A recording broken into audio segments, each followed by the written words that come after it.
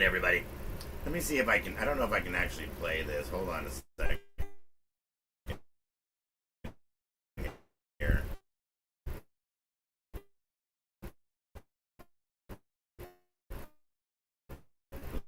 Looks like things are going okay. Maybe I.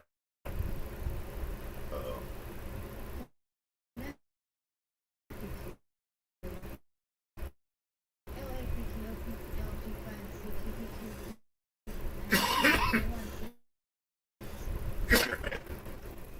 Turn this down.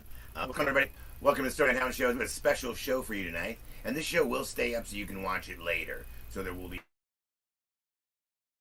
no copyright music on here. So .com and listen to that. So mainly the music tonight will be yes, it'll be Jimmy Hook.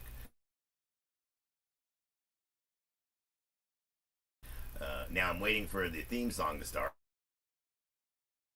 Day now. Oh crap, I didn't have the volume. Alright, there it is. Well, I'm a small ranch worker, and it fits me to a T.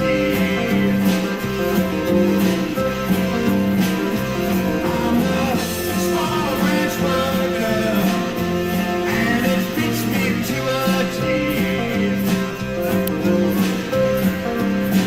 If you want some family conversation, come on and smoke the bone with me.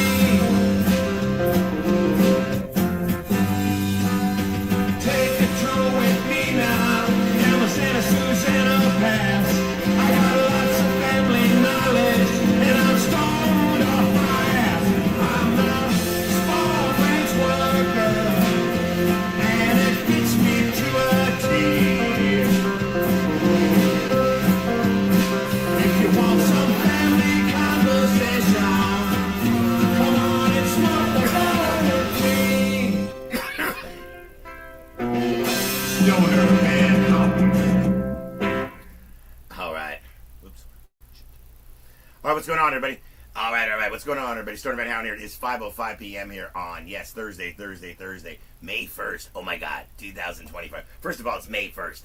Do you realize that it's May 1st? We went through January, February, March, and all of April. The first 4 months of this year are gone.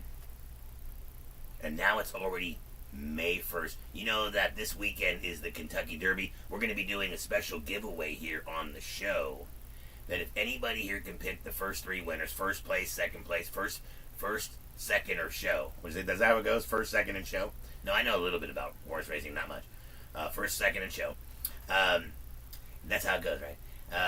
So we're gonna, whoever picks the three winners, you're gonna win like an awesome prize. Now, the last couple years that we've done this, nobody has fucking done it and wins the great prize. That's why I like doing it, because the chances of me not having to give out a prize are in my favor. So kiss my ass. But I just still think it's fun. Now, look, go over the horses, because on Saturday, during my fucking the afternoon show, right before the horses start looking at what the horses are. Get your feel. I know you're gonna go by the name or this or that, or by the jockey or the feel or the odds or whatever it is you go by. I'll tell you right now, I'm not picking three winners. I'm only gonna pick two. I'm gonna go with the number 4 horse Rodriguez and number 1 Citizen Bull. So I'm gonna go with the 4-1. What is that? That's the Daily Double, I guess. I'm going with the Daily Double. I'll take number 4. I have number 1 Rodriguez and fucking Citizen Bull. Go over your picks. I'm serious, people, because you're gonna need to do this when we do the whole horse racing thing this Saturday. Fucking Kentucky Derby. Come on now. All right, listen, people. Tonight's show is about me reviewing and talking about an episode of Twighlight Garage. Now, if you're asking yourself, what is Twighlight Garage, Stoner? I don't even know what that is. I mean, what is that? Well, let me tell you right now, it's an up-and-coming show that kicks ass. And it's run by David Rogers. And we got the guest on there. If you're not subscribed to their channel, please subscribe to their channel. They're doing a great job of keeping you up to date with the case.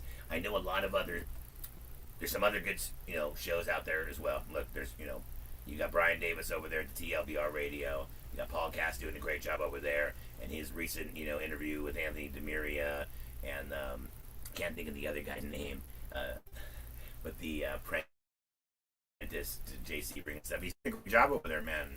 Paul Cass is. He really is. So you have TLBR radio, you got Paul Cass, you've got, and now you've got David Rogerson and Twighlight. Still have fucking George Stimson and Goodbye Helter Skelter. The thing about him, though, George hasn't done a video in a very long time. And I don't know if George is or whatever. I understand, a lot going on, and he's old enough. So, but I would like to see some more videos by George. Michael Channels puts out videos all the time. Shrek, he's not so much putting out videos, but if you go to his thing, his thing, if you go to his YouTube channel, there are videos there and stuff and interviews and stuff so you can hear his side. Now, there's all different sides of this story, and that's what I'm talking. That's basically why. Okay, this last video that Twighlight Garage did with David Rogerson, okay, they had a special guest on there named James Dawson. James Dawson has been on this show before. Now, the last time James was on here, I was very, very drunk, which is totally normal for this show because, look, I am not a Manson show. I am the MC for the Manson community, but I'm not a Manson show. I don't like to interview people, and I don't like to try to get deep into the books and all. I have my personal opinion on I have my theories too, just like anybody else has their theories. Hold on one second. I just realized what we're missing. We're missing the disco ball scene. Hold on a second. I need that. There you go. That's what it is. Can we there? Let's get that fucking disco ball. There it is. I was wondering why there's no lights. So, no, there is no info on her. So anyway, getting back to what I'm talking about. So anyway,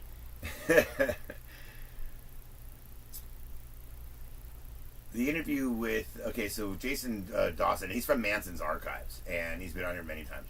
Anyway, so it actually was very well. It was very, very good. If you go to Twighlight Garage, listen to the interview. I think it's episode 26, and listen to it. It's actually very, very good. Now, what I'm going to do is I'm actually going to play it right now. Now, I'm just going to play the audio in the background. Okay, I'm going to play the audio in the background, and as they're talking about it, I'm going to stop it, and we're going to talk about things about it. Now, hold on a second here. Now, my internet is really, it's not so much the internet, it's more than it's really the laptop, really. That's why I'm just going to play you the audio. Okay, I'm just going to play you the audio. Okay? So hold on one second.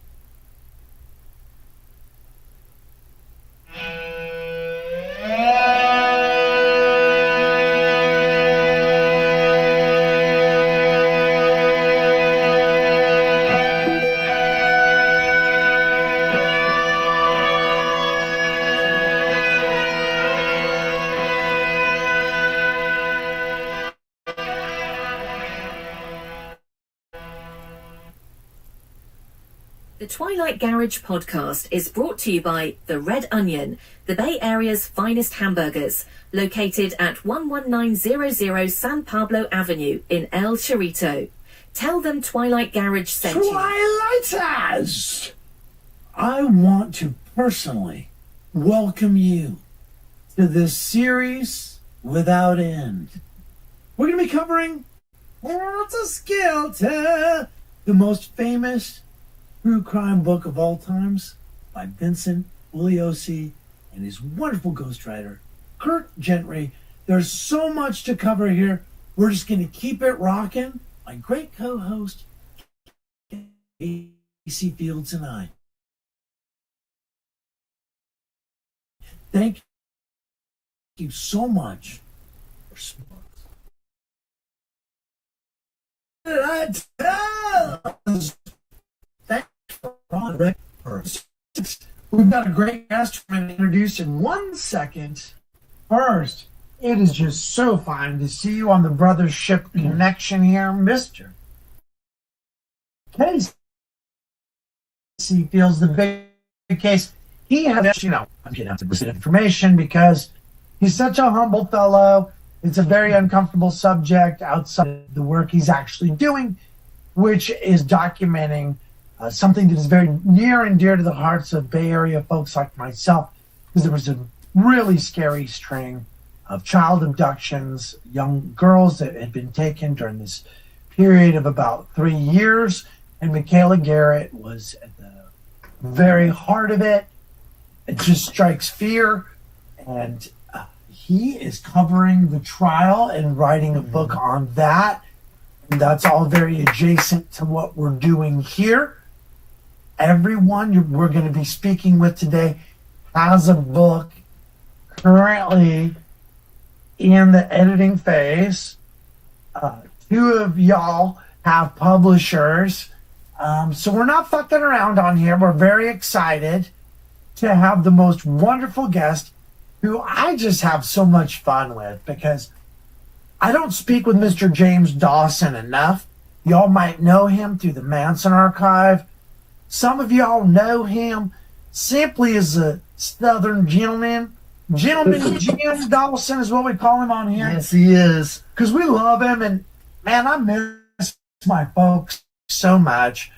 I was raised a good part of my life in the South, and there's a certain lilt to the way things are done. And James, we just love everything you bring to a program with your knowledge and your culture and your wonderful goddamn personality. Without further ado, Twilighters, Mr. James Dawson, who we've got on here today. Now, what are we going to talk about today, James? Pretty much whatever you want to talk about. Hello, everyone. Hi, David. Hi, Casey.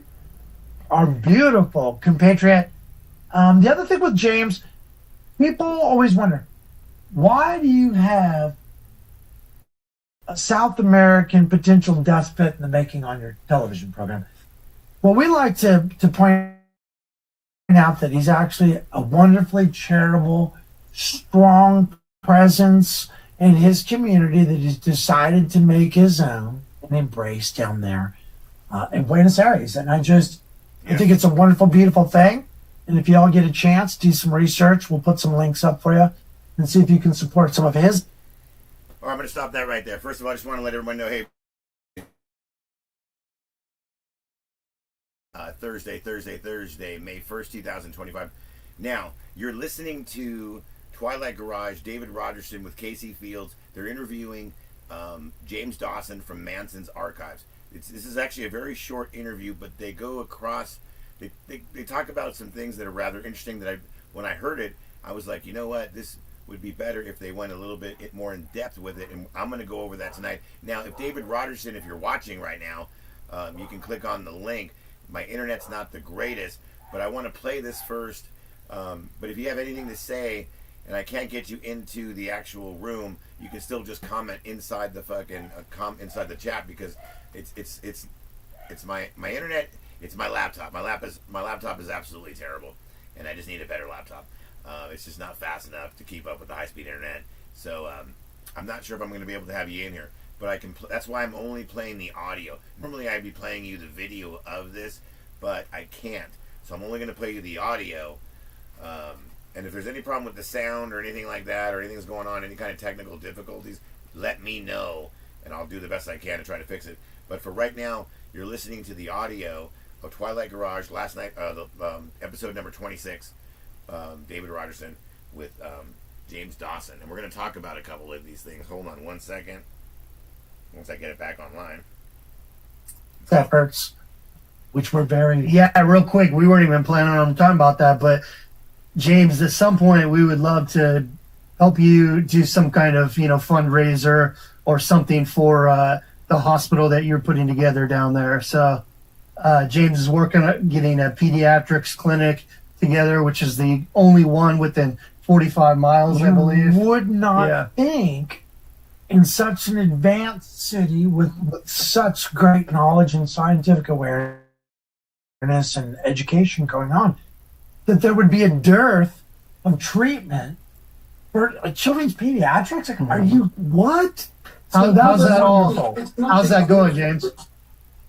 It's not the only thing. I mean, it's all political, and there's the current president is also now trying to close mental health facilities that offer for public health care, for mental health awareness. For All right, so we have David Rogerson in the audience right now, Twighlight Garage people. If you've not subscribed to their channel, please subscribe to their channel, man. Look, if you really want to learn about the case, there's only really about 5 different YouTube channels I can recommend. One is Twighlight Garage with David Rogerson. Another is the Paul Cast. The other is Brian Davis, TLBR Radio. You can also go to Michael Channel's Back Porch Tapes. You can also go to George Stimson's Goodbye Helter Skelter. You can also go to Nicholas Schreck's channel. It's just called Nicholas Schreck, and that's it. I mean, there are other YouTubers out there. I know the Moonshine lady that goes over, the one overseas, the UK one, that she's all into Manson, and she does a great job. I'm so sorry I can't think of her name. Something and Moonshine, and she's over in the UK. But that's about it. Now, my show, this isn't... I'm the MC of the community, but this is not a place where I don't interview people. I'm not the people that are trying to study the case, people. I have my opinion on the case, and yes, I do. Just like anybody else, I study it just like anybody else. Read the books, watch the videos, this and that. I have some inside people, too. Some of you have some inside people. Some of us have some inside people. Some of you don't have anything, but yet you still have your own opinion on the case. Now, the one thing I like about this particular episode on Twighlight Garage, number 26, by the way, please subscribe to Dave's channel. Please subscribe to Twighlight Garage, is that there's a lot of questions here that I just would love for them to go back over. There has to be another...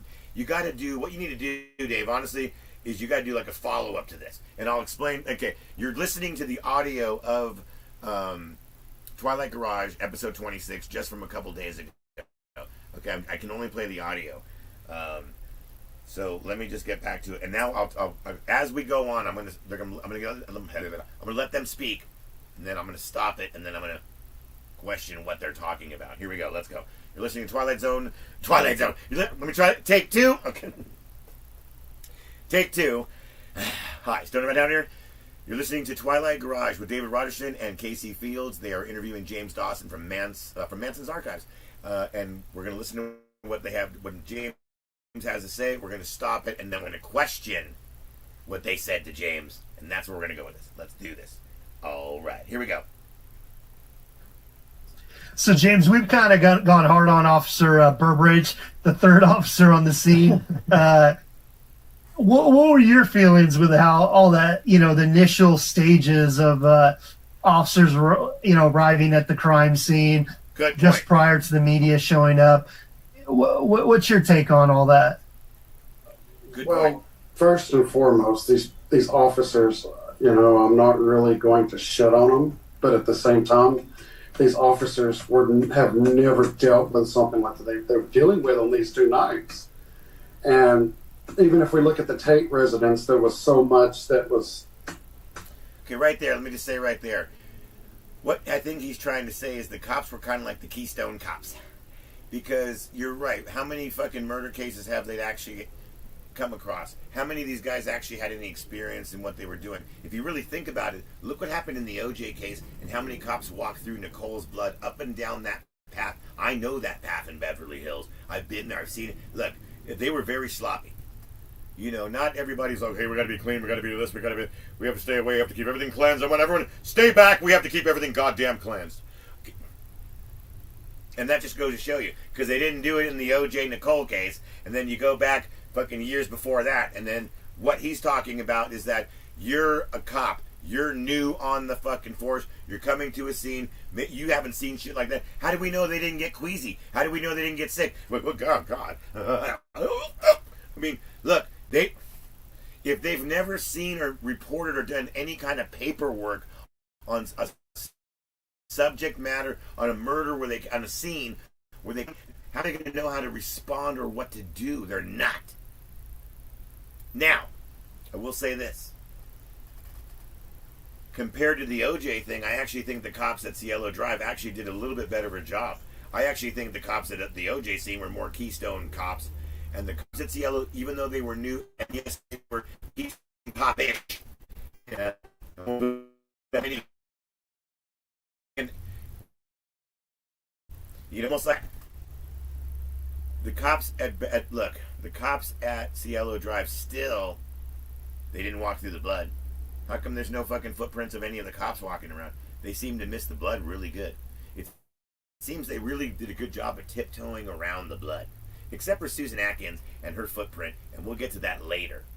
But think about that. Susan Atkins leaves a footprint. All the cops are walking around, even though they're kind of like the Keystone cop-ish. They don't leave any footprints around. But at the OJ thing, they ran around the blood and they did like hopscotch and shit with the blood at the OJ. It was horrifying.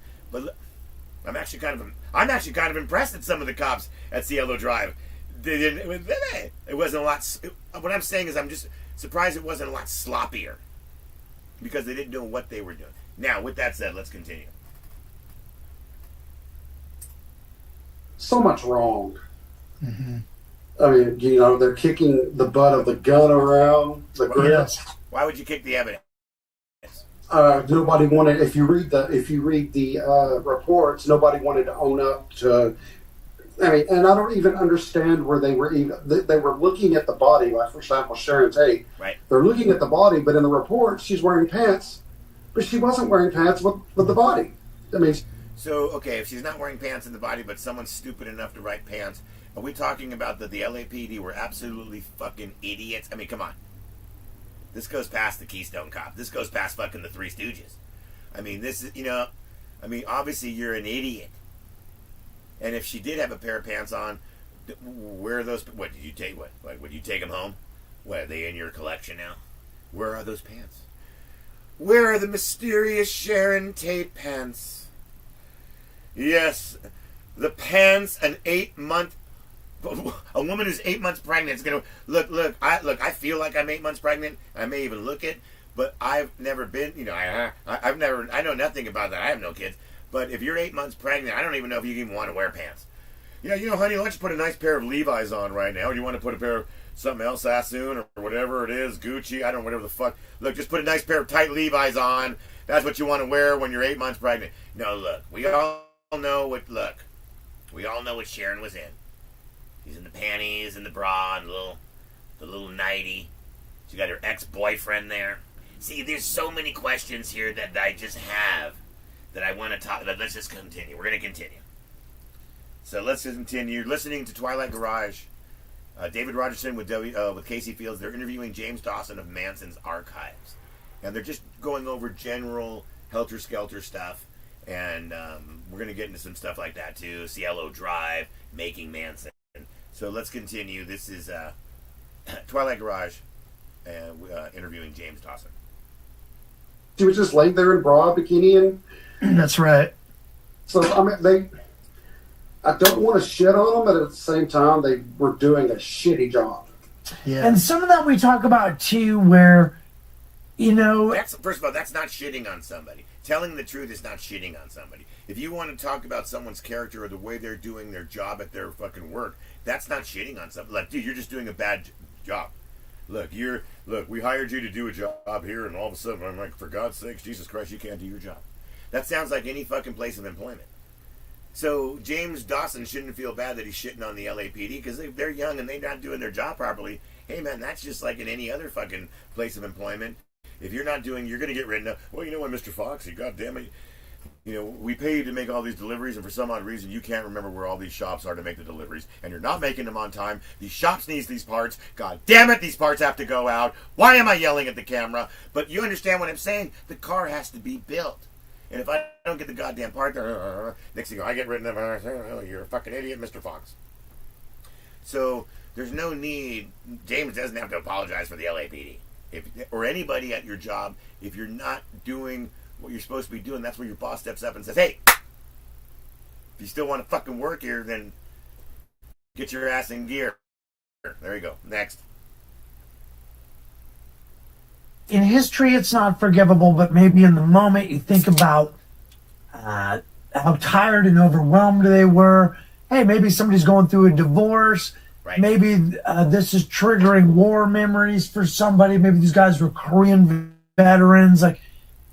Also, I don't know about back then, but also police today. You guys all know that the police have the highest rate of divorce, domestic violence, and suicide. I'm just saying, if you're a police officer today, the highest rate of divorce, domestic violence, and suicide. Who knows? But again, what fascinated me and made me go back over this much more thoroughly, the crime scene, James, was when you and George spoke on Goodbye Helter Skelter, the podcast, which we're hoping to see some more of, our dear friend George. You spoke in depth about the blood analysis, especially in regards to the blood on the front porch. Mm-hmm. So I would like to get back into that because I'm not totally clear. And then what are your feelings on it based on the... All right, Dave. Here's where the interview, you did good. You're on the right track there. But if you notice that you never got back on track on why the blood at the front door. And that's a big deal for me. And this is one of the things where even James doesn't really answer this question. If you notice, he doesn't really answer the question. Because, first of all, there is blood at the front door. Obviously, something happened. But it seems like everybody kind of wants... It seems like everybody wants to avoid touching that subject of the blood at the front door.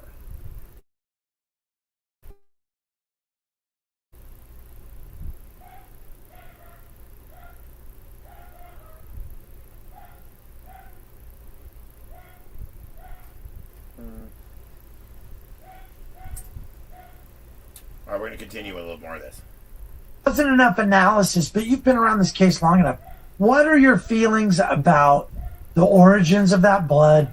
Were the bodies moved? Is the crime accurately depicted in Helter Skelter, the murder? Or do you think the bodies were moved? I don't believe the bodies were moved at all. And I'll tell you why. If we go, for example, like say, okay, let's say hypothetically that Manson did go back to the house and try to stage the scene, how would he try to connect? Why would he make a connection between Sharon Tate and Jay Sebring together, which is what Susan Atkins described that she saw? Why would he make that specific connection? If Manson went back and they were trying to remove the bodies and all of this, why didn't he get the gun grips that were broken That's off? a great question. So, yeah, for those of you that don't know, so Tex took the gun, smashed the gun, broke the grip off, took the gun with him, but left the remnant, this part of this gun grip, which is made of what? Wood, or is that? Yeah, it's a hard. They're generally maple, something like. Okay, here's the whole thing with Manson going back. Okay, now this is where it gets weird. Me personally, what do I think? I think Manson did not go back. Now, we have people like Nicholas Schreck, who claim that they've talked to Manson on his cell phone, and, well, Manson told me one night when he was sitting in the cell there in Corcoran, you know there, Mr. One-Eared Buddha? Yeah, I went back there, and I did this, and blah, blah, blah,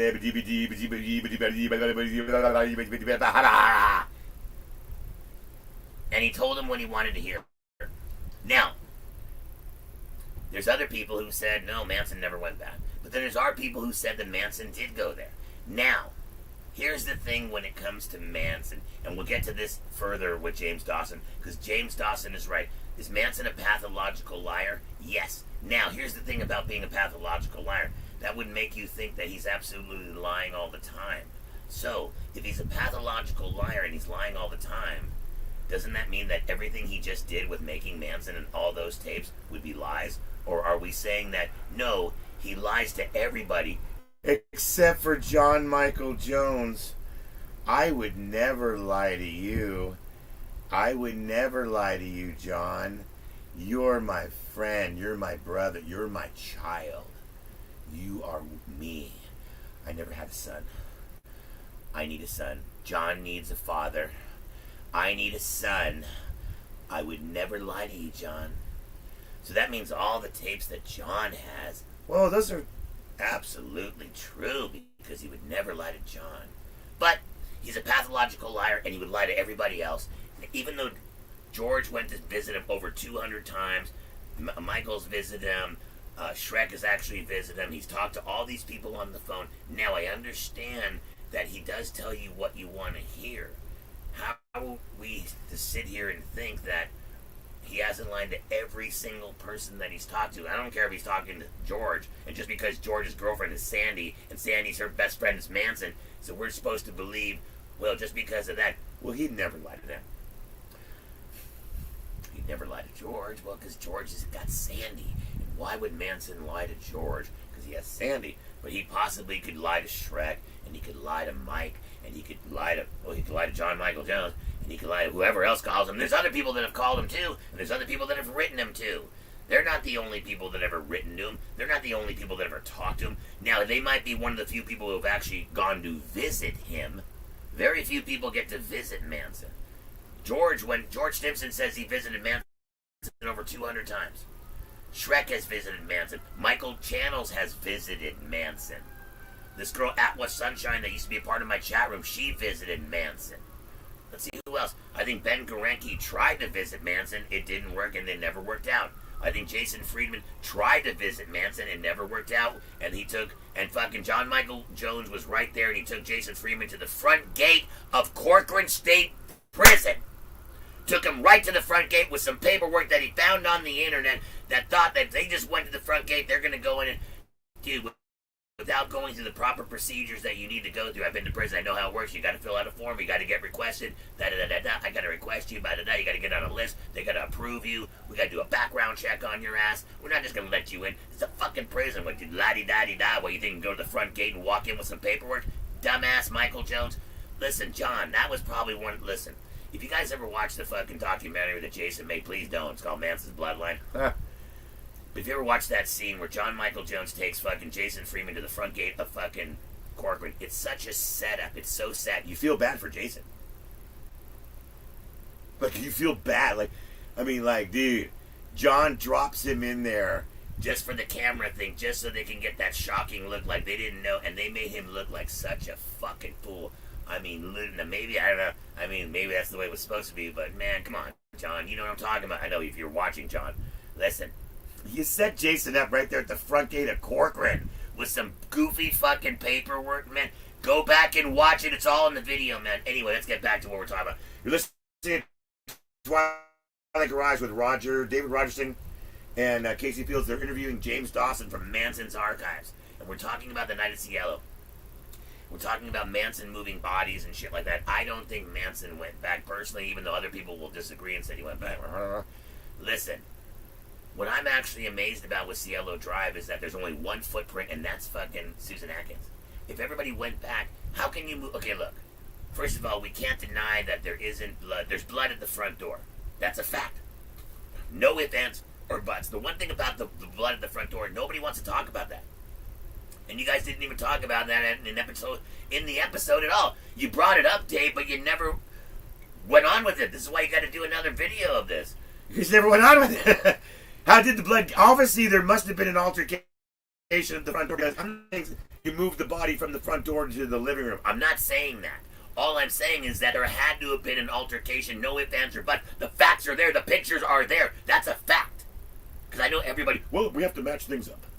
If this person says this and this person says that, well, god damn it, it must be true. Well, listen, if the pictures show there's fucking all this blood at the front door, well, how the fuck did it get there then? And what, the pictures are lying? No, it's real. So how did it get there? Now, I'm not saying bodies were moved. I'm not saying that nobody's moving, nothing. I'm just saying there has to be an altercation where somebody's leaking so bad that they leave that much blood at the front door. But their bodies just happen to be over there. And there are, if you look at the real crime scene photos, you'll see that there are marks. The one thing that most amazes me the most is there's not more bloody footprints from the front door to where the bodies are. If they were moving and you're walking through, so I'm just amazed that they were that careful. Well, you know, they're all supposed to be high or stoned, a bunch of hippies or whatever, you know, or whatever they're doing. But yet they were so clean to do whatever they did, and the only thing that's really left behind was a footprint, and that was Susan Atkins. We'll get to that in a second. We'll talk about the knife here in a second, because they talk about the knife. Like that, it's a really nice hardwood situation.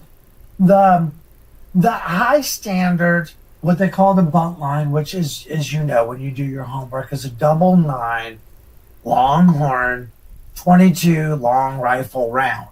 So it's a rimfire piece. It had a 9.5-inch barrel on it, so it gives it quite a bit of leverage. That's why, contrary to how you normally use a pistol, why he was bludgeoning people, it was a 9-shot revolver. He'd expended 5 rounds initially into Stephen Parent, as we all know. The other 2 rounds went into Jay. Jay was shot once and Frykowski was shot once. Right, exactly. So one went into Stephen Jay. was shot 4 times. It only held 6 bullets. Stephen was shot 4 times. Stephen was shot once, and Frykowski was shot 50 times. It held not. Okay.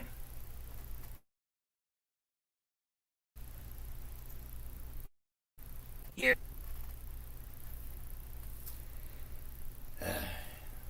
This is why I need to open another window.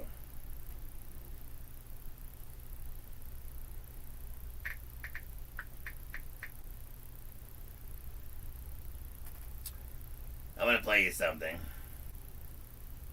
I went back in the room alone, picked up a beige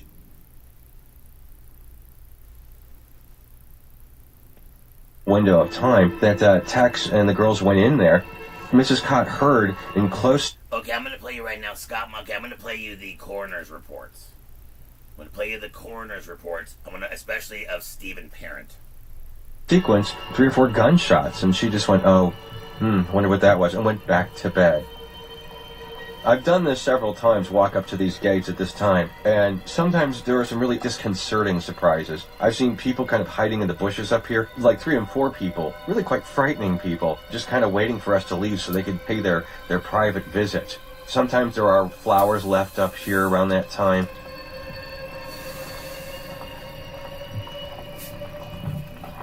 So this is a spot where all the crazy shit went down 38 years ago tonight.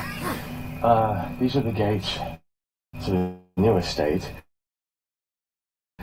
Renumbered 1066. The original telephone pole, pretty much where that one is today. The gates were right just after midnight. The parent was killed right in front of us. And we increased him. Okay, listen. One of the most important things I'll tell you about, especially when you're studying this case, you have to read the coroner's reports. And please listen when I say this. The coroner's reports will give you a lot more information. Well, okay, we'll give you just as much information as the detective, if not more. A coroner is like a detective. Even though he's not a cop, he is a detective. You ever see that movie Quincy with fucking, with Jack Klugman? That was a coroner, and I was working on bodies, and all of a sudden he solves crime. He was a fucking coroner that solves crime and kiss man. It was a great show. My dad loved that show. It was a great show. Anyway, but look, but coroners know, look, and I'll tell you why. Not only with the bullets and all that kind of stuff, everybody's knife, when we talk about knives, remember this. Everybody who had a knife, the width of the knife was not the same width. This is one thing you guys don't talk about. What was the width of the knife? I think Tex had the biggest. Tex had the biggest knife. Tex had the biggest width. And when you see that, when you look at the stab wounds and how long these stab wounds are in the victims, when you stab, I don't know if you ever stabbed anybody, but when you stab somebody, it's going to leave a mark. There's a thing in the, and now you pull the knife back out. Now it's going to leave a slice wound is the width of the knife. So now, and they measured it all on all these different fucking, so depending on who had this, one knife was thinner than the other, you can kind of tell on who stabbed who. And if you look on a lot of these victims, the biggest knife stabbed everybody, and that's the one that Tex had, in my opinion. But let me just play this for you. This is, real quickly, we're going to get back to Twighlight Garage, but this is real quickly, Who the fuck is this is Skulls. And we're talking about the coroner's reports here. Stephen here. Just around the corner. Right here. Right here. It's so quiet up here. This next footage you're going to see is the interiors of the house where the murders occurred. Taken while Trent Reznor of 9 Inch Nails was renting the house to record the album Downward Spiral, shortly before the house was demolished in 1993. Trent also took the front door with him when he left, the door that had the word pig written on it in blood. Which ended up going to auction for $200,000 or $150,000.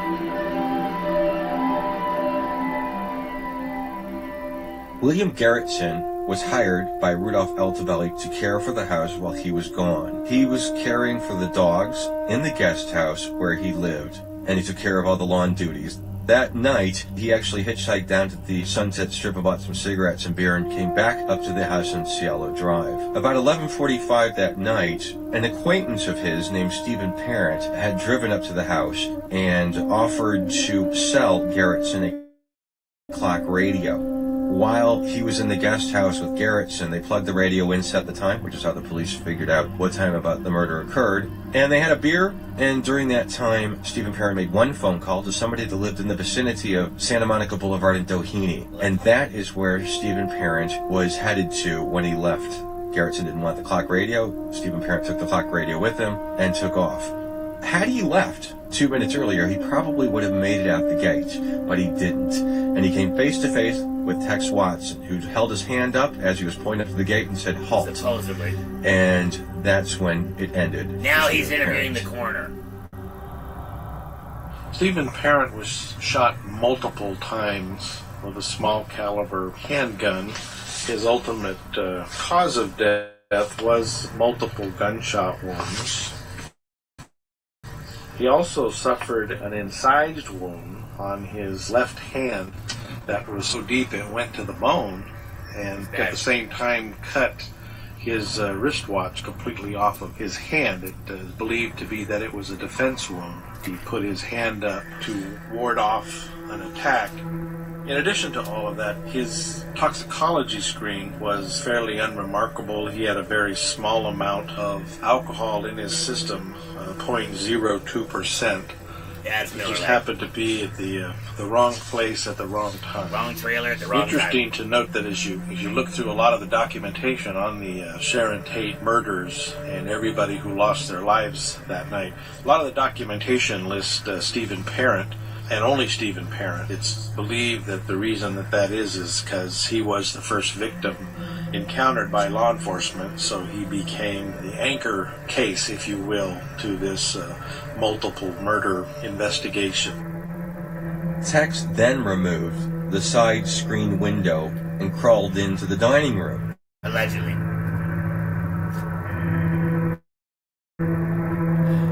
Oh, no, he did. Okay. And he walked to the front door to let the girls in. Allegedly. He noticed that Wojtek Frykowski was laying on the sofa. Allegedly. He kicked Wojtek, and Wojtek said something like, "Who the hell are you?" And Tex replied, "I'm the devil, and I'm here to do the devil's work." Allegedly. Probably one of the most famous lines in this entire debacle. He sent Susan Atkins back to the house to see who else was in it. She walked past Abigail Folger's bedroom, who was reading a book. She smiled and waved at Abigail.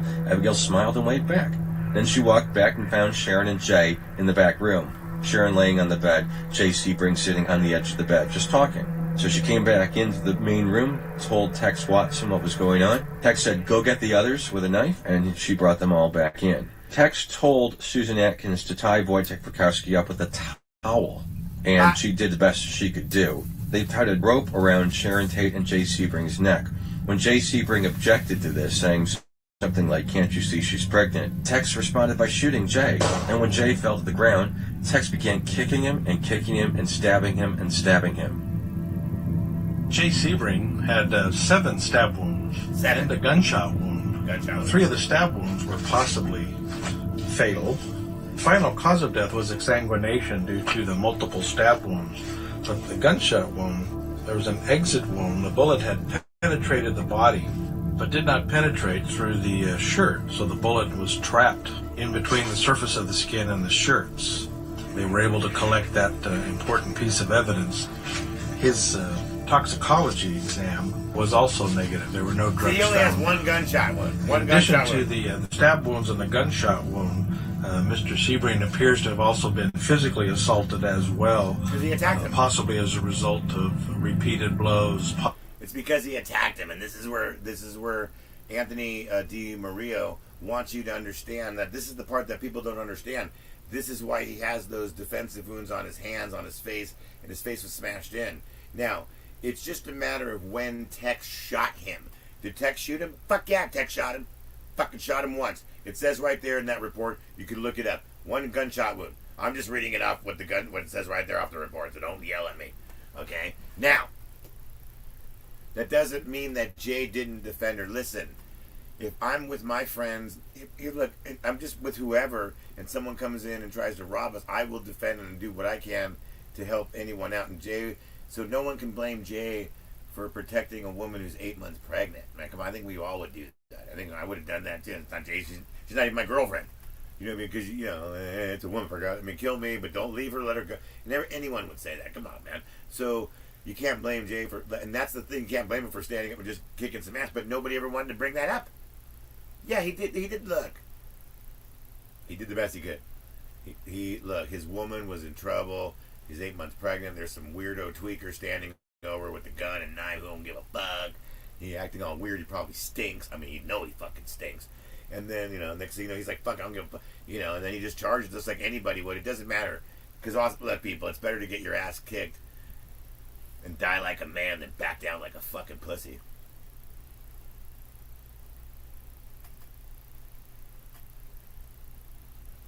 So I gotta show respect for that.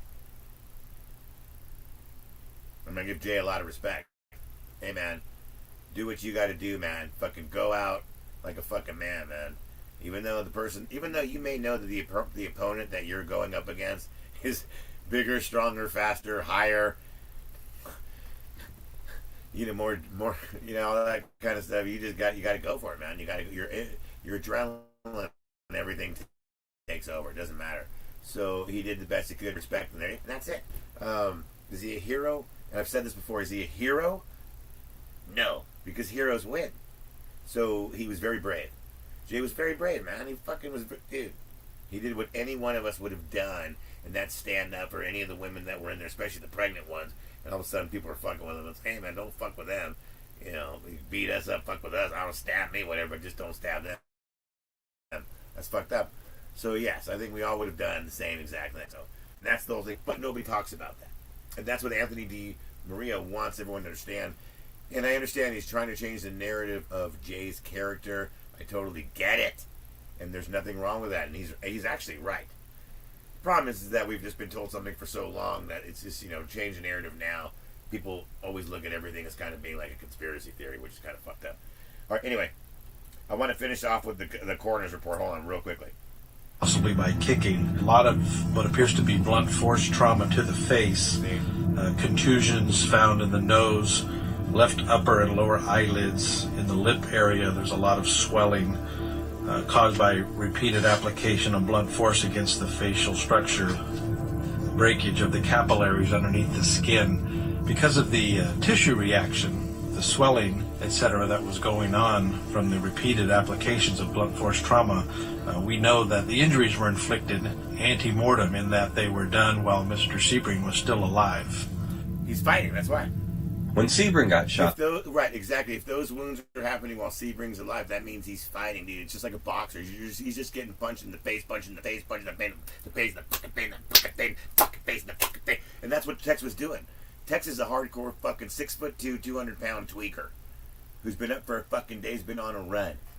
And you think Jay Sebring, who's all right, he smoked a doobie earlier and he's feeling kind of, maybe had a glass of wine or something, or whatever, I don't fucking know. Trust me, he's not up to fighting a fucking sweaty, gross tweaker. Nobody is. If you're not on the same level as the sweaty, gross tweaker, you really don't stand a chance.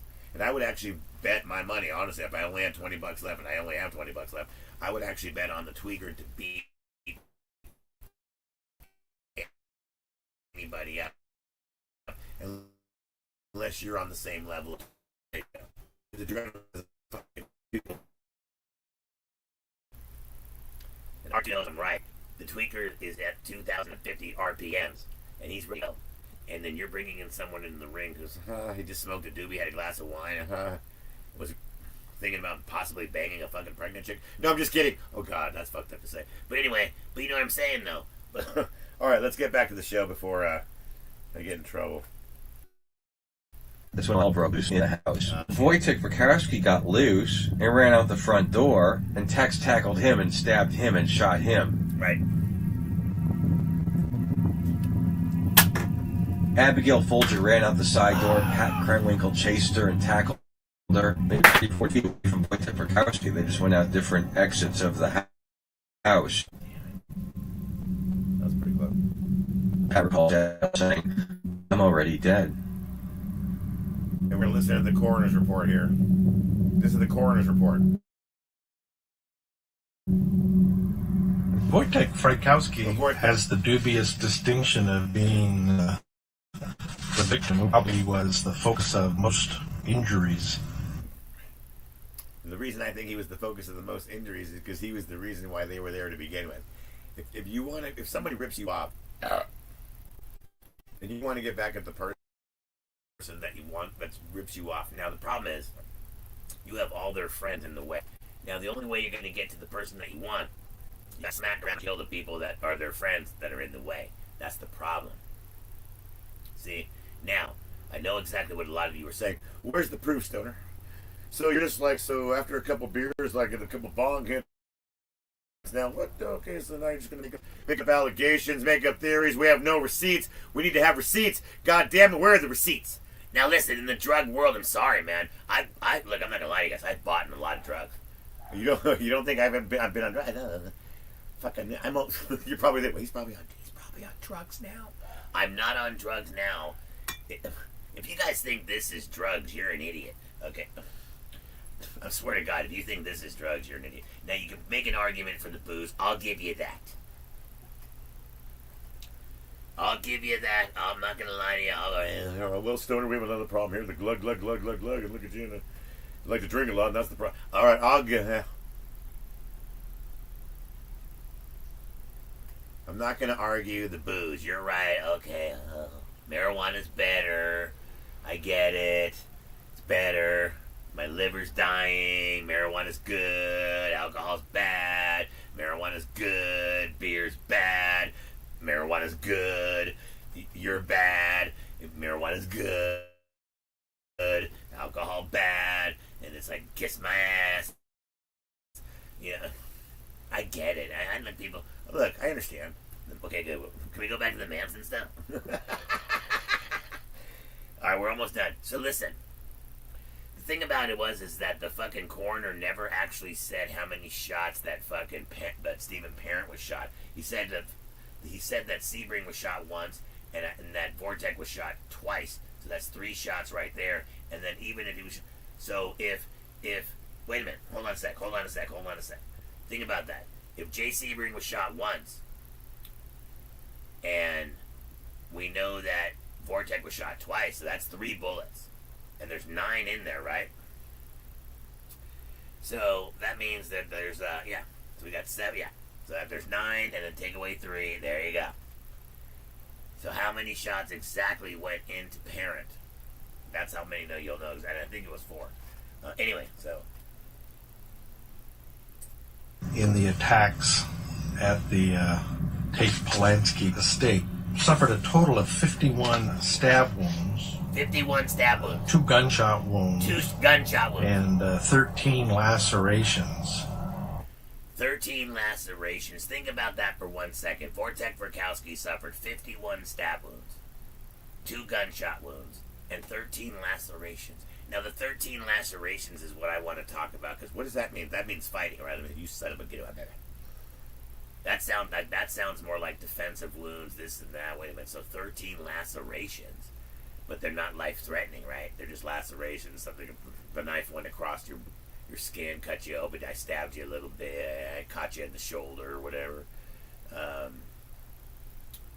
So 13 lacerations, 51 stab wounds, 2 gunshot wounds, and 13 lacerations for Vortek Verkowski. Now we're listening to... oh shit, Jesus Christ. Oh fuck.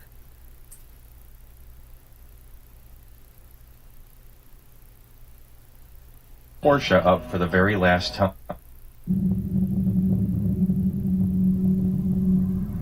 Wojtek Frykowski has the dubious distinction of being the victim who probably was the focus of the most injuries. Because he's the one. He's the reason why we're there. At the Nicholas Schreck would be This is the reason why they're suffered there. a total of 51 stab wounds. 51 stab wounds. Gunshot wounds. Pow, pow. And 13 lacerations. 13 lacerations. He also suffered a significant amount of battering blood force trauma by his attackers. His final cause of death was multiple stab wounds of the body causing massive hemorrhage. Massive hemorrhaging. The opinion of the medical examiner, the gunshot wound by itself would have been a fatal wound. Gunshot alone would have been fatal. The second gunshot wound was a through and through. Through and through. Mr. Frykowski's toxicology exam was fairly unremarkable. Unremarkable. He did have a small percentage of the MDA, the methylene dioxyamphetamine, like Ms. Folger had on board as well. Very small. But certainly not a significant amount. Now let's talk about that amount. Let's talk about the MDA they took. Now we know for a fact, because everybody needs receipts. Well, where are we getting the information? We need receipts. Well, this is what the coroner's saying. The coroner says that there is MDA found in the in Vortek Verkowski and Abigail Folger's. Now, let's talk about that for 1 second. When do you think they took it? Because I don't know anything about MDA. Does it stay in your system for a week, a month? Is it like marijuana will stay in your system for like a month? Either like alcohol, just give it 24 hours. I don't know. So like, just think about this. They go to dinner at El Coyote, right? Supposedly, allegedly. And then, did they take it like the day before El Coyote? Did they take it that night? Did they take it after they went to El Coyote? So obviously I think it was before El Coyote. It was probably even a day before that. So if they went to El Coyote on August 8th. Well, we're going for the Last Supper on August 8th. Do you think, like, you know, maybe like during that week or whatever, they went down the Sunset Strip, went down the fucking Whiskey A Go-Go, you know, her, Vorteg and Abigail out for a little night, a little something, driving around, you know, they take a little something, this and, you know, I mean, come on. Leading up to, I'm talking about the weeks and weeks leading up to the, they could have taken it any time. I doubt they, if you took the MDA that night, I don't know if it affects your appetite, because you guys are going out to dinner. Think about this. You're going out to dinner. Now you have a pregnant woman. Now pregnant women at 8 months, I would assume are hungry. I mean, I would just assume they're hungry. Look, you. Well, I have to eat for two. Well, you know, honey. Look, I have to eat for two. I'm not even pregnant, and I eat for two. Yeah, I set myself up for that one. That was perfect. Okay, anyway. But I'm not even pregnant, and I eat for two. So I understand that, you know, Sharon, she can't smoke, drink, or do any kind of drugs, so she's probably the most sober person in the bunch. Think about this. Out of the four of them that went to dinner, who's the most sober? We got two people that definitely have MDA in them, and the other one is definitely smoking marijuana. Come on, man. Don't act like Jay Sebring doesn't smoke pot. Now, did marijuana come up in the Jay Sebring thing? That's the one thing about the fucking, the report there. Because I don't think they test for marijuana back then. They'll test for fucking barbiturates, this and that, whatever's in your bloodstream and that kind of shit. But I don't think there was no marijuana. I think it was very expensive. So they said no. And I don't think they had it back then. Okay? So that's why Jay... Well, nothing else came up there. Even though Taguchi or whatever the fucking guy was, the other guy who wrote a book, and he said there was a doobie in the fucking room there where they were sharing... What was his name? And they got mad. Deborah Tate got mad. They wanted to sue him. He said something in the book. He actually said it like that. Sharon was smoking marijuana. Sharon Tate was smoking goddamn marijuana with Jay Sebring. They were in the back room. She was in her little nightie, her little panties, and a little negligee. And even though she's pregnant, I'm not gonna lie to you, she looked hot. Ugh. Look, she still could suck it, right? Okay, let's stop it. Stop that. But she still could have sucked it. I mean, look, she's still pregnant. She's hot. She's got the hormones going through her. Man. Don't act like she doesn't want to suck it. All right, stop. All I'm saying is, like, look, she's in her panties, in a bra, little negligee. Jay's in the room there. He's probably smoking a little doobie. Now, he's not blowing it in her face. I don't think she took a hit. No, I don't think she did. But I think Jay was smoking weed. Why not, dude? They were used to smoking weed. Jay was smoking weed. Who gives a fuck? See, the thing about that is if they never die, then who gives a fuck if Jay... Look, if they never die, and then we find out later that Jay Sebring actually blew fucking weed smoke into Sharon Tate's face, would you actually give a fuck? No, you wouldn't. Think about that. If they never die. Oh my god, we found out later. Jay Sebring was actually smoking marijuana and blowing it into Sharon Tate's face. She was 8 months pregnant. Oh my god. And you know how they felt about marijuana back then. Like, you know what I mean? They thought like it was just as bad as fucking heroin.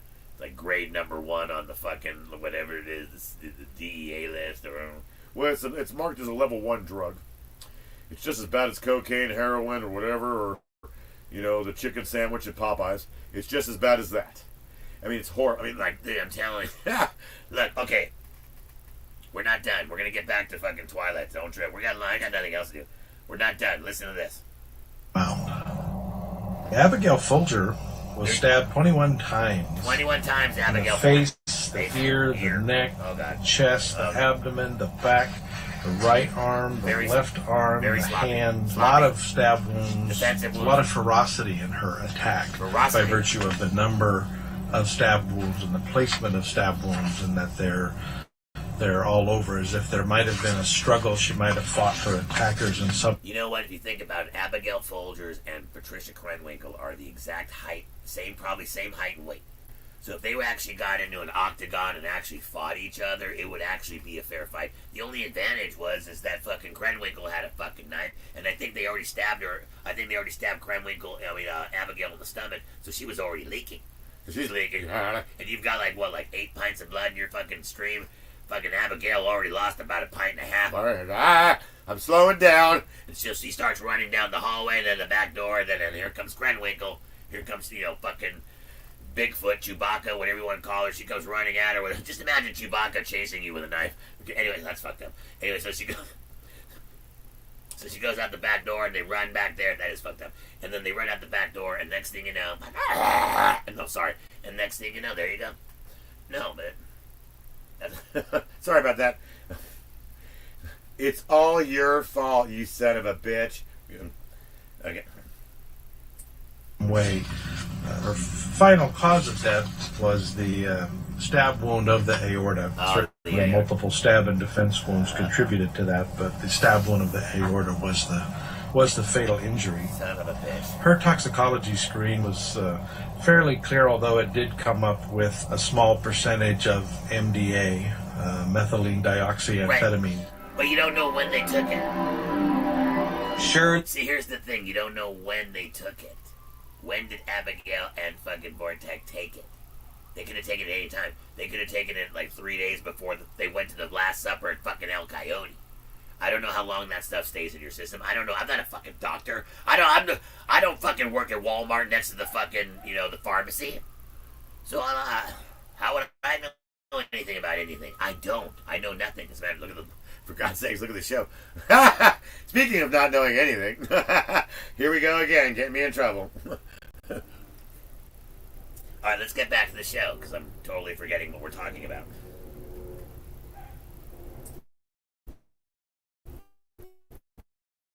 Was the last to die. She was alive instantly. My baby that late. Susan Atkins then looked at her and said, "Look, bitch, I have no mercy for you." Sharon was actually stabbed 16 times. 16. Atkins had entertained the thought of removing the child from Sharon's womb and presenting it to Charlie as a gift. Had she done that, the baby may have survived. It was fully developed. The fact remains she did not, and Sharon died still carrying her child. Sharon Tate was stabbed a total of 16 times. 16. 4 times in the chest, once in the abdomen, 8 in her right arm, her left arm, and once in the right thigh. 3 of those stab wounds are considered fatal stab wounds. In addition, her toxicology screen was completely clear. There were no drugs on board. She's pregnant. There was no indication of sexual assault either. Her fetus was found intact. It was not removed from the body. The fetus was examined at autopsy and was found to be a pretty much full-term pregnancy at about 1,500 grams, and examination revealed a normal male fetus. The size and the gestation of the fetus would indicate that had medical attention rendered soon enough, it would have been possible that the fetus probably could have survived outside of the womb. All right, we're going to stop that right there. How he knew it was no longer functional and the barrel was ruined. All right. Oh, what's going on, everybody? You're watching the Stoner Van Houten show, and we're featuring other fucking YouTubers tonight. And the one show that I'm mainly concentrating on is David Rogerson's show. It's called Twighlight Garage. He does a great job over there. It's him and Casey Fields over at Twighlight Garage. Please click on the link. If you're not subscribed to his channel, please subscribe to his channel. Now, it starts with his show and me reviewing his show, and that's what led to the coroner's reports over there at Scott Michaels. And if you're not subscribed to Scott Michaels' channel, please subscribe to Scott Michaels' channel. That's actually a really good channel, and he does a great job over there. But now we're going to go back to Twighlight Garage with David Rogerson, Casey Fields, and they're interviewing James Dawson. So let's go back to that.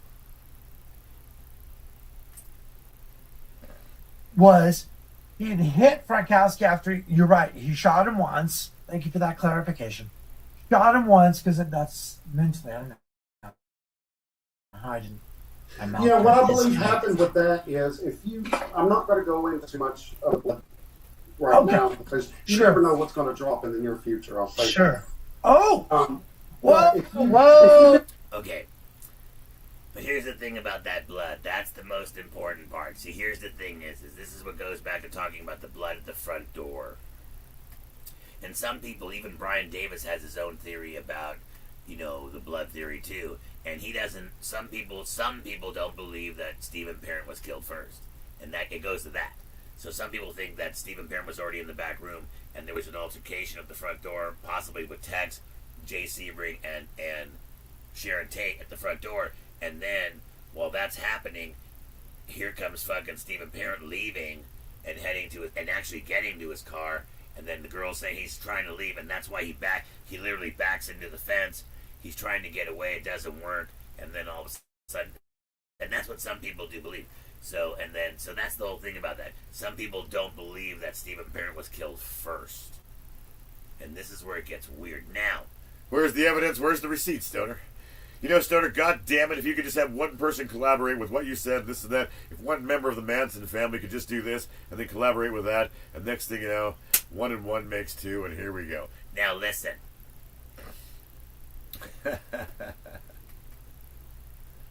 get back to the interview. Oh, he teased it, James. Okay, Teased for, it. Whoa. For our viewers, can we just throw a little air brake on right there? Viewers, our dear friend and sometimes partner of Billy Miltz himself, gentleman Jim Dawson, Buenos Aires, Argentina, has said, I'm not going to go into this blood evidence too much because you never know what's coming out in the future. Okay. We're just going to air tag this somewhere. And we'll refer back to this in the future. We just want you historically here, home of reflections, to know that this is... Okay, you heard Coming soon. Okay, now go ahead, James. I'm sorry. I just had to... And James, hold up real quick. I will say it could be in the next week. It may just appear out of nowhere. On this show. What's that? Well, can we announce it here next week? I don't know when it's going to... I just know that it's being finished up to this weekend. And it will we'll throw the link in the description. We next invite... episode. We're inviting you... When I know for sure it's going to pop up out of nowhere. Right. And then we'll do the first... from somebody that nobody has heard from in a while, I'll say that. Okay. Great. So what I'm hoping for is we'll do the reaction interview here with you. And that would be great. We're just... Wow, wonderful. Thank you so much. And this is what's making Twighlight great for our viewers. It's all very spontaneous and very fun. I think the knowledge and us just volleying back and forth is great because this isn't for the amateur. This isn't for the uninitiated. We don't have a whole bunch of blood and gore splatter nastiness for you. But, okay, so what I like about what you're saying is about this crime scene, a lot of chaos, a lot of violence. So Texas is telling Susan, apparently, that the gun won't fire anymore because he broke it over Frykowski's head and the grip is now scattered. So the gun has become now an object of bludgeoning. That's it. And there's 2 live rounds remaining in that chamber when it was found by Stephen Weiss in their backyard there off of that main thoroughfare. So I find that very interesting, James. And I like what you're saying in terms of all the excitement that was happening at the crime, that I don't believe there's any way, shape, or form Charles Manson, as a criminal, would ever return to the crime scene. I gotta be honest with you. Charles Manson was also, you might as well say, a pathological liar. Sure. He would say what somebody wanted to hear. For example, I know that when we were working on making Manson, he told someone that, yeah, I did burn down the school or the church, but then he told John Michael, that's what they wanted to hear, so that's what I told him. Yeah. Well, and that's the craziest thing about the way he does. Okay, and I want to talk about that. But see, that's very vague, because who's to say when he does that, though? So you're saying that all the times he talked to George Stimson, there wasn't a time that he didn't tell him a lie? All the times he talked to Mike, all the times he talked to Shrek or anyone else? There's a lot of people that actually did talk to him on the phone, and I'm sure, you know, the guy from Iowa that he talked to, that guy from... Well, the guy from Michigan that he talked to on the phone, and I got to talk to Manson once 3 times, and, you know, back in 1998, and I'm from Michigan, and so I understand that part, but what I'm saying is, though, this is the part that I don't understand. So are we to believe that everything that he said to John Michael Jones is true because it's John, and that's his boy, and he's his son? You're my son. I believe you, John. How do we not know that Manson's not pulling the same old shit? If that's all Manson knows and he's a pathological liar, don't you think he would do the exact same thing to John? It's amazing how everyone gives John a pass. Like, no, Manson wouldn't pull his tricks on me. He loved me. He was my dad. I was his son. I needed him. I'm a single dad. God damn it. I need help. And he was there when I needed help. He told me what I wanted to hear. Oh, John, he did what? He told you what you wanted to hear, John? Call for him. Wireless caller. That's the funny part. See, this is why it makes it even harder to think that making Manson, everything that John has, is real, because everybody wants us to believe that everybody else that has a phone call, or everybody else that talked to Manson on the phone... Well, he's a pathological liar. But not to John. No, John, he's totally fine. He's good. He took his meds. Everything's fine with John. Where's John come from? John doesn't... John wasn't there in 69, 70, 71, 72. John wasn't there. I wasn't there. You weren't there. None of us were there. But yet it's amazing how this one guy who thinks he has some kind of connection because he never had a daddy, and all of a sudden he got a connection with fucking Manson, but Manson's a pathological liar, but he lies to everybody else except for the one child he never had. I never had a son. Even though he had 3 sons, but whatever. My 3 sons. And now it's like more like, and then there's the 4th son. It's almost like fucking the goddamn fucking Marx Brothers, and then they had the 4th one, that's John. Listen, this is the problem I have with that, though. So it's like, I'm not denying that Manson's not a pathological liar. I'm actually agreeing with that. So the thing is that how do we know with all those tapes that John has, he didn't bullshit John and tell him what he wanted to hear once he found out he was a single dad who was a fucking junkie who had nothing to lose, and Manson's used to junkies, downers, weirdos, all those people who are down on his luck. He preys on them just like the way pastors, just like the way fucking pastors in the church prey on the poor. They prey on the weak. They prey on people down on their luck. They're alcoholics. They're drug addicts. They have nothing. And they're down and they're looking for something.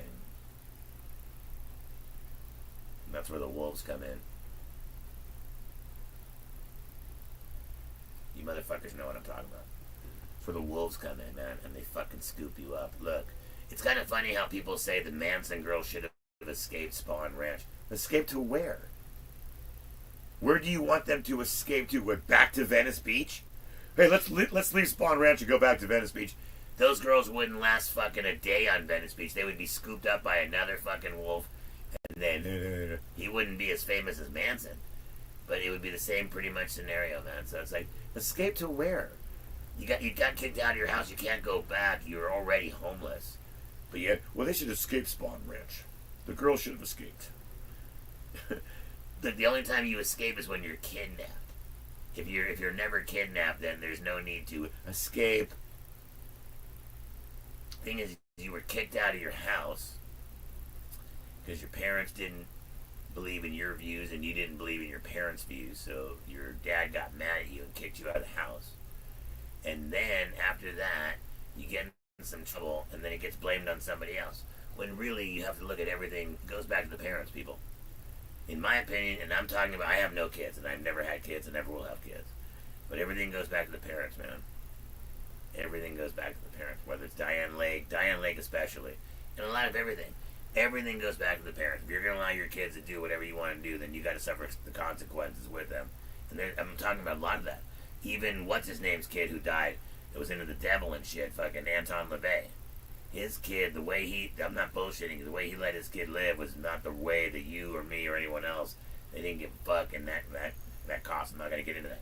All right, let's get back to this. So let's get back to, you're listening to Twilight Garage with David Rogerson and Casey Fields, and they're interviewing James Dawson from Manson's archives. Does lie.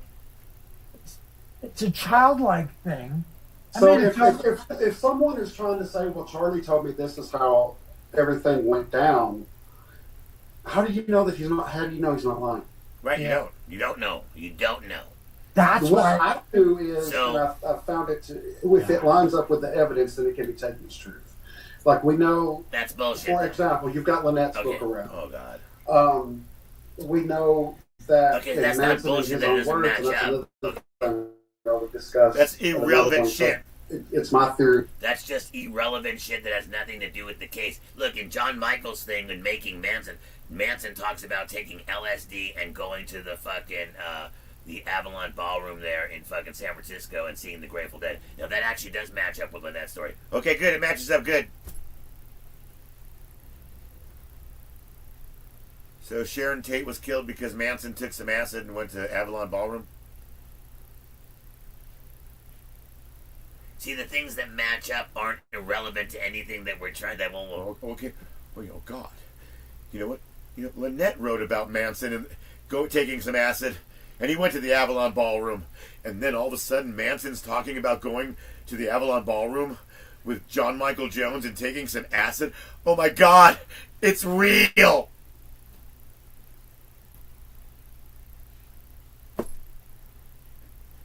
Okay, so why was Sharon Tate killed then? Oh, that's right, because Manson took some acid and he went to the Avalon Ballroom and... Okay. But he's a pathological liar. So, but that doesn't mean he doesn't lie about everything. Why wouldn't he lie? Like, if he really did take some acid and saw him and the Grateful Dead, okay, good, so what? Well, good for you, Manson. That's actually kind of cool. Now, tell us what happened, tell us more. I go, See, so listen. So I understand you want to match things up that say certain things, but certain things that match up aren't irrelevant to what's going to figure out why fucking 9 people and a baby were killed. Oh my God, Manson took some acid, he went to the Avalon Ballroom, saw the Grateful Dead. Well, it says it right here in Red's book, and then all of a sudden, he said it in Making Manson when he was talking to John Michael Jones. Son of a bitch. Oh God, that means it's true. Okay, Manson went to Avalon Ballroom and he took some acid and saw the Grateful Dead and then ran out. Okay, so now what? So now he runs out of the ballroom and then then 9 people and a baby are killed. Okay. Of what may have happened. And Manson, in his own words, by Newell Emmons. Yes. Charlie says, Lynette talks him into staying. And Lynette verifies this in her book, so there has to be truth to it. Yeah, I think that's the only way to properly research this, and that's the rule of thumb you're giving is a fine, simple illustration. Yeah, I recommend our viewers use that because solve. I never had any interest in Charlie once he went to prison for that reason, because I had friends who would pen pal him when I was in high school, and I think some of them went out to visit later. I just thought it was weird, and I didn't like it. And that's why I kind of got away from the whole Manson thing, because who was left, right? Well, people didn't keep track of anybody. It wasn't like I had any reason to go track Lynn down in West Virginia as a teenager and talk to her about something. My contact came much later. But I think these revelations, like you say, they need to be backed up. And I don't think they went back either. And I think the excitement of Susan leaving and knowing the knife was left behind and it not being retrieved illustrates that point. Well, that's another thing, too, that you bring up, David. the case of that knife. We don't know. Watson had a knife because he admitted he cut Stephen Parent. Right. Patricia had a knife. Linda had a knife. Okay. And Susan had a knife. Okay, this is good. Susan allegedly lost. Okay, they all have knives. This is a good point right here. This is where it gets really good. Because there's an interview that you can go on YouTube and look, people. Don't just think like, well, he's just drunk and stoned. He doesn't know what he's... Look, anything you want to fucking clarify I'm saying, you can Google it. And you can go on to YouTube. And here's something that you can go on to YouTube and look up, dumbasses. There's an interview with Vincent Bugliosi. See, if you're looking for stuff that matches up, well, he said this, and then this person said this, so God damn it, you know what? 2 and 1 and 1 makes 2. So it must be true. So here's something. Well, here, Bugliosi says this. This is coming from... Now, I know what you're going to say. I already know what you're going to say because of what I just said. I just said, well, this is what Bugliosi said. Now, you're going to say, oh, it's Bugliosi. Well, he doesn't know. He lies. He doesn't know anything. You're going to believe the bug now? You're on the bug side? Oh, fuck you, stoner. Do another bong here. Drink another stupid fucking water beer. Hey. Kiss my ass, dude. First of all, this is what the bug said. I'm going to play you something that the bug said. You want to hear something that the fucking bug said? I'm going to play it for you. We'll get back to Twighlight Garage. If you haven't subscribed to Twighlight Garage, look, David Rogerson is doing a great job. Him and Casey Fields over there at Twighlight Garage. I think they have 171 subscribers. Look, when I remember when they started, they had like 10. Now they've got 171, moving on up, getting to 200. Let's go. Let's get them to 200, to 300, to 4. We see the goal is to get Dave up to 1,000 subscribers. And then after that, you know what I'm saying? You know what I'm saying? You know what happens after 1,000. Everything kicks in. It's all good. This and that. You sign up there. It's all good. So let's go. So please. No, I'm serious. If you really do want to learn about the case, there's only a couple shows out there that I would even recommend. And one of them is Twighlight Garage. The other is Brian Davis, TLBR Radio. Paul Cass is very good. Also, fucking George Stimson's Goodbye Helter Skelter. You can check out Michael Channel's Back Porch Tapes. And there's also Nicholas Schreck. It's just Nicholas Schreck. Check out. He doesn't do videos, but there's still good interviews that you can listen, at least to his point of view. And don't just look, people. I know as of right now, the brother of okay, the theory of the love of brother really starting to take over. You know, for a long time, a lot of us really were running. Well, it's the whole drug thing. It's really the drug thing. God damn it, drugs are us. It was really, look, for years, and I'm still, look, I'm not saying I'm switching side. It's kind of like, God damn it, I was a fucking Democrat, but now I'm going to go red. No, you're not. You're blue. Red, blue. Look, I'm not switching side. I still believe it's still on the drug side, this and that. Look, whether or not fucking J.C. bring the candy man can, because he mixes it with love, makes the world feel good. Listen, whether or not he was the candy man, it doesn't matter. All we know, he was the middleman can. The middleman can. He's got the guy's number. He makes no money, but he knows where to get the dope. That's right, the middleman can. The middleman can. He doesn't sell drugs, but he knows where to get all the really good dope. Listen. You guys know what the fucking middleman is. Some of you are middlemen. Don't fuck with me or have been middlemen. I was the middleman. Yeah. You make a little something on the side. Maybe you take a little pinch out of the bag. You charge an extra $5. Don't fucking lie to me. You know how it works. Back in the 80s, early 90s. Come on, that's how old I am. So don't fucking... No, come on. Stop it. Stop.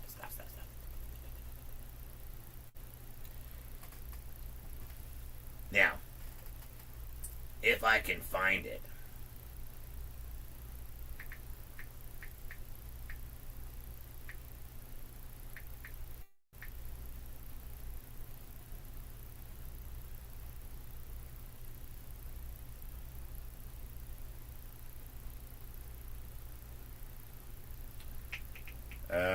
I better, okay, because I didn't really think I was actually going to use this. I actually didn't even think I was really even going to need it. Oh my God, you're so fucking lucky I found it. Okay, now this is Vincent Bugliosi. Now just listen to what Vincent Bugliosi has to say. Are you convinced, I mean, I think I know the answer to this, but are you convinced that Linda Kasabian's hands were as clean as she claims they were? Absolutely, yeah. Linda Kasabian was a young girl, the closest in the family to a flower child, Jesus. looking for Jesus. Oh, I got your Jesus right All here. over the country. She'd been to the Hague, she'd been to God. Taos, New Right, Mexico, I'll put it all over American your country, I Psychedelic swear to Circus God. in Boston, and she ends up at Spawn Shoot it Ranch. right over She your thought Charlie country. was Jesus. She thought they were going out on a creepy crawly mission that night. The only reason that Manson, I'm convinced, had her go along, because Linda was a very docile girl, was that she had a driver's license, and that's why he Even had though her Tex go along. drove. She was absolutely aghast and horrified at what she saw. The second night she didn't want to go along. She was not in a position to say no, so she went along, but she did not participate in any of these murders. Oh, God. Lie. And she told me that at the time of the murder, she said, I knew, Mr. Bugliosi, that I was going to be the one that was going to have to tell the world what happened. First opportunity she had, she fled back to New Hampshire, left the family, Left the baby. waived extradition, came back to LA, didn't ask for anything. Her lawyer got her immunity, justifiably so, but She asked didn't for ask immunity. anything. Except for immunity. Excellent witness for the prosecution, and I mean, she was on the witness stand for 17 days of cross-examination, and they couldn't break her down at all because she was telling the truth, brutally truthful, even in instances where she was saying things harmful to her personal interests. And she was very well trained. But no, she did not participate in these murders. I definitely think she was cut off. Where are the receipts, Stoner? Where are the goddamn receipts, one Stoner? Illuminating vignette about Linda. I took her up to the Tate residence. Took her to the Tate residence. After the murders. After to have the her murder. point out to me certain things that she had seen. Point And we it. Tell came me, up to the show me gate, on the doll where you stabbed her. and there's 4 very vicious, Show me on the snarling doll. dogs on the other side of the gate, just barking their heads off. And Linda started to cry, and I said, "Why are you crying, Linda?" And she said, "Why couldn't they have been here that night?" So no, she's you have to separate her from the other girls. Okay. But we were talking about there's been some claims that Manson went back that night after the carnage. Can you tell me your view on that? Okay, now this is a question about Vincent Bugliosi is being asked about whether or not Charles Manson went back up Cielo Drive. Yeah, Manson said that in a book that he co-wrote. He said he went back there with someone else, and he didn't say who that person was, refuses to say who that person was. And the reason he refuses to say is that no such person exists. Apart from the fact that Manson has no credibility whatsoever when he says anything, the story is preposterous on its face. Absolutely preposterous. The very reason why Manson got these people to kill for him is he thought in his mind he would be helping to immunize himself from criminal responsibility. Get other people to kill for him. And in point of fact, it was more difficult to convict Manson because he was not physically at the scene. Now, knowing, because he briefed the killers when they got back to Spawn Ranch, knowing that these victims were screaming out into the night for their lives, he had to know there was a great chance that soon thereafter police would be swarming all over the premises. No. Oh, God, no. And that's why the very last place on the face of this earth that he would go like a mastermind after the murders is back to the scene of the murders. He's an idiot. But Thereby he jeopardizing controlled being everybody, caught, being even though he's an implicated in the idiot. murders. Make up your mind, is he And an for idiot or a what? To mastermind? make it even more crazy. Well, what's the allegation? You tell me then and I'll address myself. That he went back there to do what? To move the glasses or something? No, but they've said that what is Sharon Tate's blood doing on the front steps if she was murdered in the living room and her body was not moved later? Have you heard that claim? No, but in his book, something about he moved He went back something. and he threw the glasses into the room. Okay, look. This is part one of it? Okay, this might be part one. This is really good because Bugliosi's like panicking, going, Wait a minute, this doesn't go along with my theory. You can see Bugliosi panicking during this interview. And he puts his hand up. You know how old people put their hand up when they don't agree with something? Like shut up.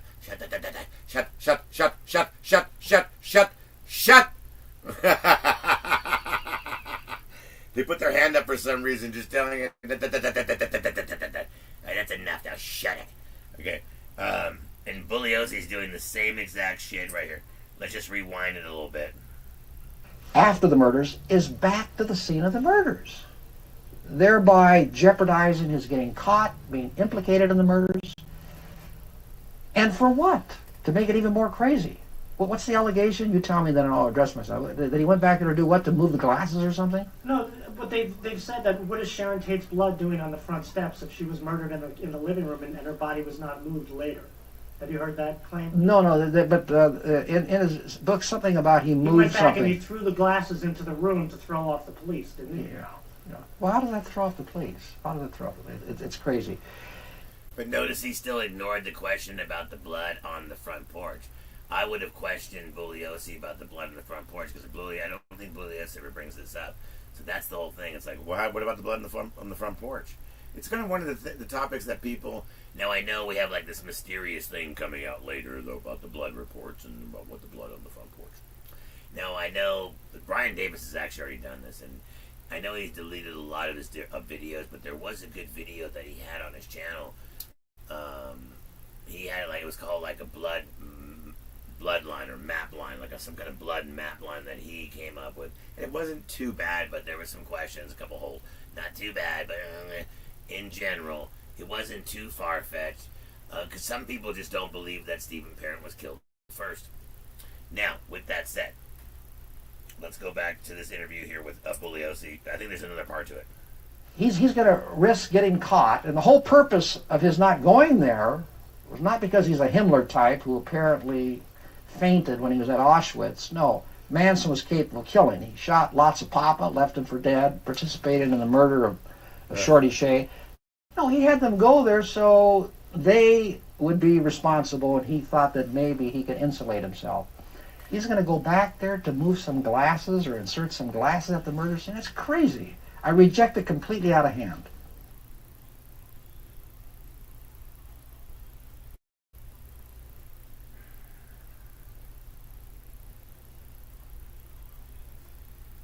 Okay, that's the interview I want.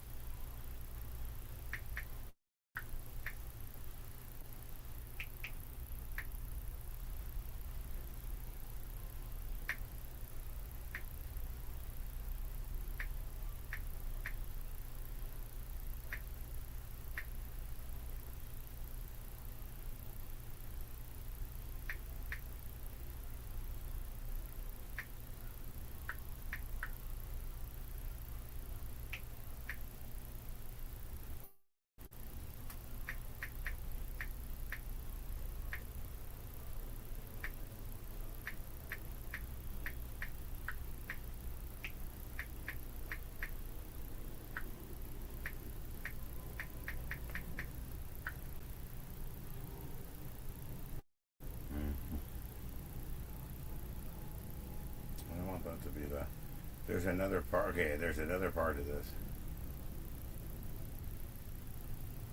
Well, Manson had been telling his family about Helter Skelter. He told his family, he's not after Terry Melcher. Who do you think, do they share responsibility equally, the murderers? Who? Was between Tex, Atkins, and Krenwinkel? Wasn't Watson the primary? Yeah. So can you just talk, because I want to expound on the brutality of what happened. There we go.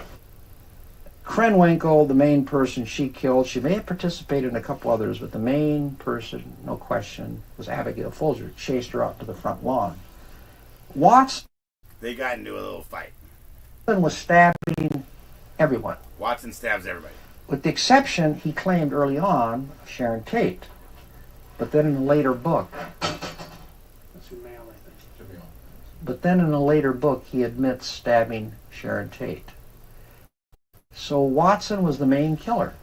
Here's a guy who told a psychiatrist that he said, during these murders, these victims, with a smile on his face, he said these victims were running around like chickens with their heads cut off. Now, if you want to back that up, because and then read what it says, I've read those reports. I've actually read those reports, those psychological reports that Tex said that he did say that to his. And there's there's I think it's 70%. So those psychological reports are available, and you can actually read them. And text does actually say that they're running around like chickens with their heads cut off.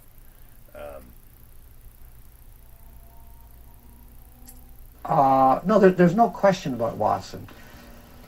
Susan Atkins, there's a real problem.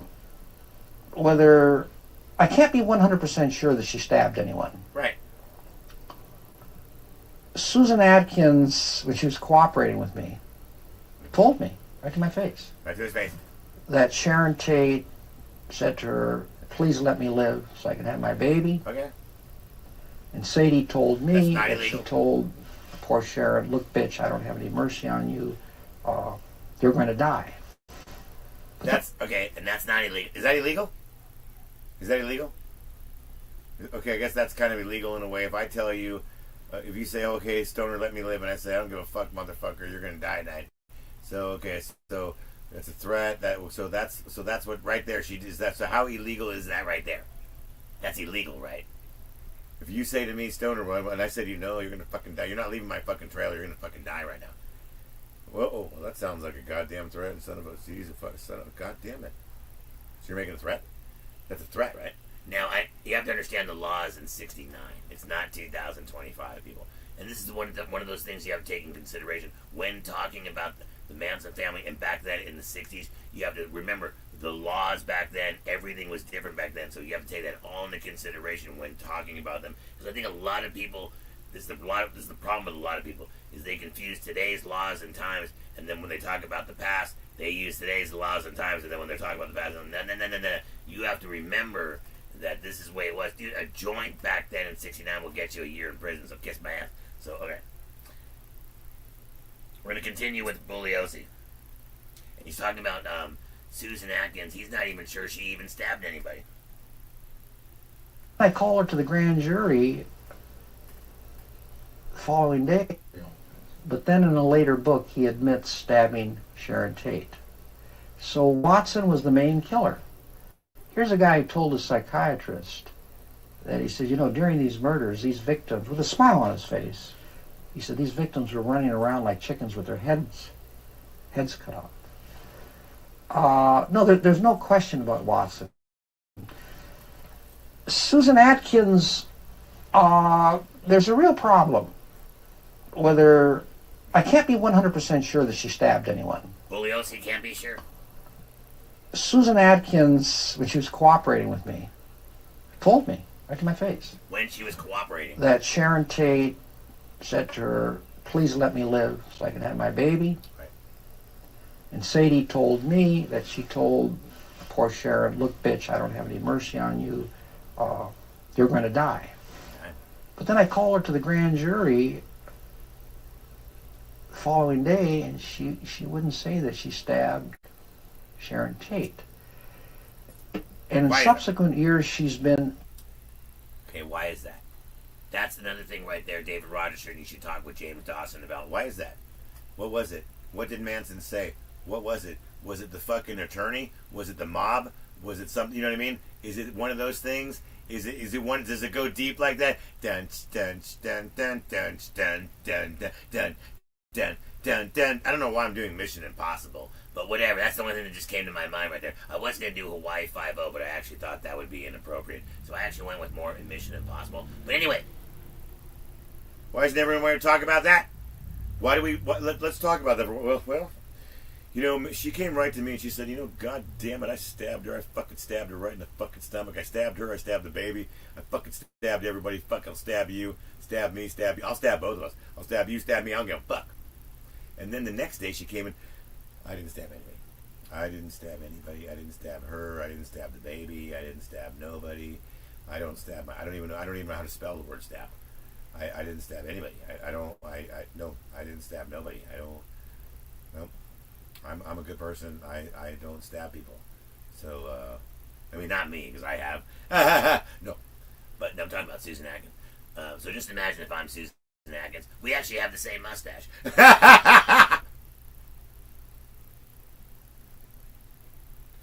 Let's go back and talk about Bugliosi. Going back to Vincent Bugliosi here. denying it. Now, the reason I tell you that there's some question in my mind, I can't be 100% sure whether she stabbed anyone, is number one, Watson, in his book, right in the book, says that he's the one that stabbed Sharon Tate to death. And there's another little problem. What problem, Vince? Susan Atkins told the two girls at the Sybil Brand Institute for Women in East Los Angeles that she left her knife behind. And she thought about going back and getting it, but she decided not to. A knife was found about 3 feet from Sharon Tate, and the blade did not have any blood on it. No blood. So there's no question about Susan Atkins' guilt. Right. She says she was holding Sharon Tate down when Tex Watson stabbed him. Right. No question about her guilt. Right. As an aider and abettor, co-conspirator, she helped out. No question about her. An aider, abettor, and a co-conspirator. An aider, abettor, and a co-conspirator. That's it. That's all you need. Believe me, people, if I was charged with being aiding and abetting and being a co-conspirator, Stoner Van Houten is being aiding and abetting and a co-conspirator. God damn it, those are the charges I'm facing, son of a bitch. Now, listen, let me just say right now, if I ever go to jail for aiding and abetting and being a co-conspirator, I would hope everybody would write me a lot of letters and put money on my books. But that's just me, though. But Susan Atkins here, we're talking about aiding and what was it? Okay, well let's go. Vincent, can we do that again? God damn it, Vince. They didn't ask for anything. Her lawyer got her immunity, justifiably so, but she didn't ask for anything. Excellent witness for the prosecution, and she was on the witness stand for 17 days. We're going back to Sabian, and they couldn't break her down at all because she was telling the truth. No, she wasn't. She was properly coached. She was properly coached, and she threatened things. Properly coached, threatened. Look, harmful to her. First of all, they had a woman on the stand whose baby they were. You'll never see your child again. Listen, Linda, if you want to fucking get out of this, god damn it, you can say this right now on this piece of paper. And this will get you free, and you can go home tonight, and you can fucking sing lullaby fucking baby tonight to your fucking little baby tonight. If you say this, and this, the way we want you to say it, and then cry a little bit too, and then hold the cross in your hand, and then kind of rub it a little bit, and then be all weepy, and then yes, then you can go home to your child tonight. See, that's the one thing you can always use against a mother, is the child. Look, people, it's scandalous shit, dude. Life is scandalous. And if you don't think they wouldn't use your own goddamn child against you, fuck you, yes they will. They'll use anything they'll use your goddamn fucking pet against you. Oh, you like your little dog, huh? Oh, little doggy, huh? Oh, you like your little dog, huh? Oh, the dog's fine, huh? You love your little dog, don't you? Hate to see your dog get in a little accident. Whoa! Accidentally ran into the street all of a sudden. Got nailed by a bus.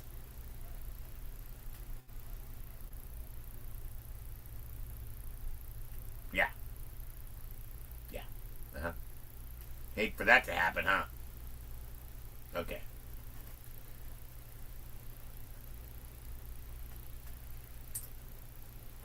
To 4 very vicious, snarling dogs on the other side of the gate, just barking their heads off. Manson said that in a book that he co-wrote. He said he went back there with someone else, and he didn't say who that person was, refuses to say who that person was. And the reason he refuses to say is that no such person exists. That's not true. Well, we don't know that if that's true. Apart from the fact that Manson Shrek has probably no has something to say about whatsoever when he says anything. The story is preposterous on its face. Absolutely preposterous. How's that, Vince? The very reason why Manson got these people to kill for him is he thought in his mind he would be helping to immunize himself from criminal responsibility. Really? Get other people to kill for him. No way! And in point of fact, it was more difficult to convict Manson because he was not physically at the scene. Now, wouldn't he be convicted anyway for the fucking for Shorty Shay? One thing you guys have to understand, even if Manson's found innocent for the Tate LaBianca murders, he's still getting a life sentence, or at least a death sentence, for fucking Shorty Shay. There's no way to dispute the Shorty Shay thing. That's completely different, and that's another thing David Rogerson, you need to do a show on, is just the killing of Shorty Shea and Manson's involvement, because that's actually what gets him the fucking the electric chair. In my opinion, that's what gets him the electric chair is Shorty Shea and not fucking Tate LaBianca. Because I think everyone, well, Tate LaBianca, and the Tate LaBianca, and the Tate LaBianca, Tate LaBianca. That almost sounds like a name of a band. Ladies and gentlemen, welcome to the stage right now, Tate LaBianca! I'm serious. It sounds like a goddamn, it almost sounds like Captain and Tennille. Hey, you guys remember Captain and Tennille? I can't remember the song they did. What was it? I say it before and I'll say it again.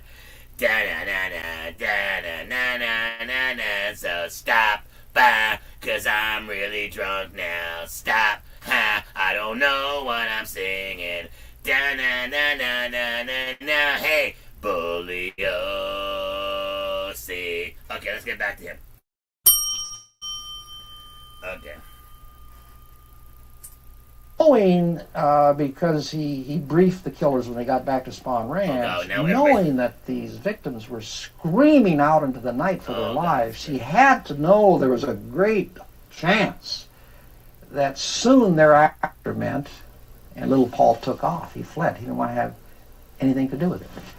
I mean, Sharon Tate. So Watson was the main killer. Here's a guy who told a psychiatrist that he said, you know, during these murders, these victims, with a smile on his face, he said these victims were running around like chickens with their heads cut off. No, there's no question about Watson. Susan Atkins, there's a real problem. Whether, I can't be 100% sure that she stabbed anyone. Susan Atkins, when she was cooperating with me, told me right to my face that Sharon Tate said to her, please let me live so I can have my baby. And Sadie told me that she told poor Sharon, look, that doesn't mean she stabbed her, though, just because she said that. You're going to die. So but then I called her to the grand jury. That doesn't mean she stabbed her? Just the following day, and she wouldn't say that she stabbed Sharon Tate. And in subsequent years, she's been denying it. Now, the reason I tell you that there's some question in my mind, I can't be 100% sure whether she stabbed anyone, is number one, Watson, in his book, says that he's the one that stabbed Sharon Tate to death. And there's another little problem. Susan Atkins told the two girls at the Sybil Brand Institute for Women in East Los Angeles that she left her knife behind.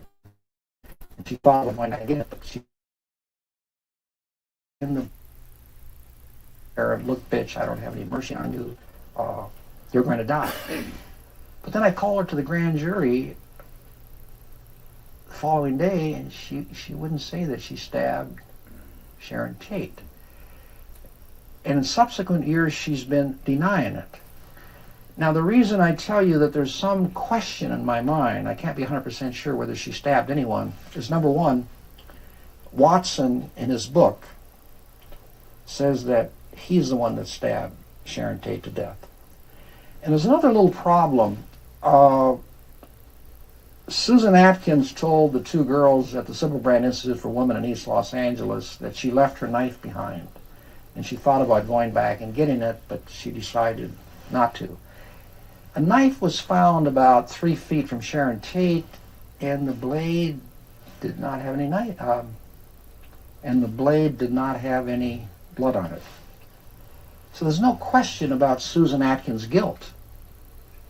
She says she was holding Sharon Tate down when Tex Watson stabbed him. Yes. No question about her guilt. Yes. As an aider and abetter, co-conspirator, she helped out. No question about her guilt. That's gonna get you I cannot be 100% sure anymore that she actually stabbed Sharon Tate.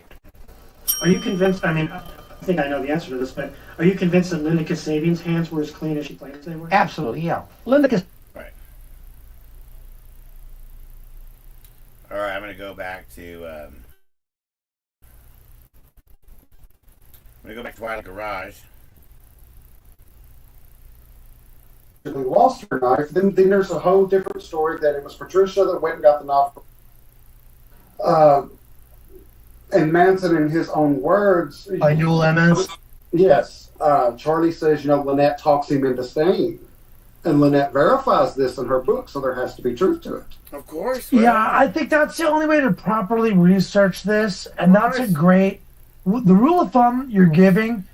Well, Manson said he bought a burger over I here. recommend our viewers Oh, use that Lynette because says in her book, Manson bought a burger over had here. an interest in Holy Charlie. crap, Manson bought a Manson went to burger! prison for that reason because I had friends who would pen pal him when I was in high school, and I think some of them went out to visit later.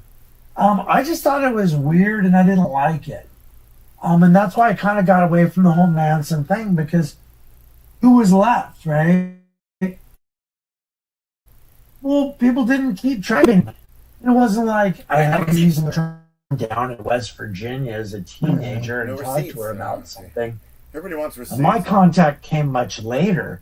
But I think these revelations, like you say, they need to be backed up. And I don't think they went back either. And I think the excitement of Susan leaving and knowing the knife was left behind and it not being retrieved illustrates that point. Well, that's another thing too. Okay. Before we get to the knives thing, I do believe that Manson did not go back, but the glasses thing is an issue for me. And David, I would like for you to bring this up with James. If the glasses is not that big of a deal, then why did Roman make it such a big deal? Roman actually got the glasses, and he actually thought Bruce Lee actually fucking killed. Bruce Lee was actually on Bruce Lee. He actually said he was going to buy Bruce Lee his own pair of glasses. Bruce Lee has lost his glasses. Then where did you? And then Roman Polanski was a little bit suspicious on, where did you lose your glasses there, Mr. Bruce Lee? Oh, you know what? I'll buy you some glasses. Just tell me what your prescription is. And then, yes. And then once he got Bruce Lee's prescription, he matched it up with the glasses that were left behind. And guess what, people? It didn't match up.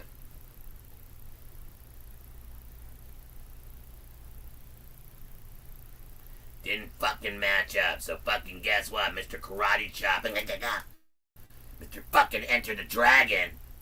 He didn't kill your fucking wife and your fucking friends and everybody. He didn't do it. Even though fucking Roman Polanski actually did think that Bruce Lee, and then what's his name for fucking the mamas and the papas? Mr. John Phillips, he was right there. Well, God damn it, Mr. John Phillips. Oh, yeah, I think John Phillips killed everybody. John Phillips came up to Sailor Drive. God damn it, he killed everybody. It's like Bruce Lee, John Phillips, Yul Brenner. All the usual suspects, son of a bitch. Maybe Steve McQueen, I don't know. Somebody came up here and killed everybody. Okay, listen.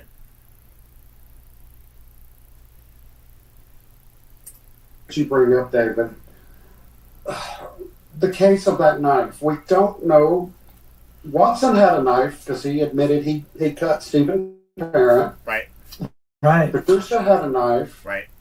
Linda had a knife. Yes. And Susan had a knife. Susan. Okay, now they all have knives. Now here's the thing. I'm going to tell you guys what you're going to need to do. Go look at the coroner's reports. When you actually see the pictures, it shows you the width of the knives for each individual stab wound. So if someone is stabbed 16 times, 51 times, 21 times, it will show you on the diagram. Here's stab wound number 1. Here's stab wound 2, and it will say, and it will actually say the width of the knife. Now, if you guys all think the same width of the knife, everybody had the same width, no. That's the fingerprint right there. See? That's the fingerprint. Whoever had that bigger knife, that with that wider width, that's Tex, in my opinion. If you ever notice where all the fatal blows are, it's that wider width knife, the bigger knife. That's in the kill zone. You ever notice? So I'm telling you guys, look, go to the coroner's reports. Look, people, I'm not just fucking drunk and stoned, even though I am, but I'm just trying to tell you. Look, go to the coroner's reports.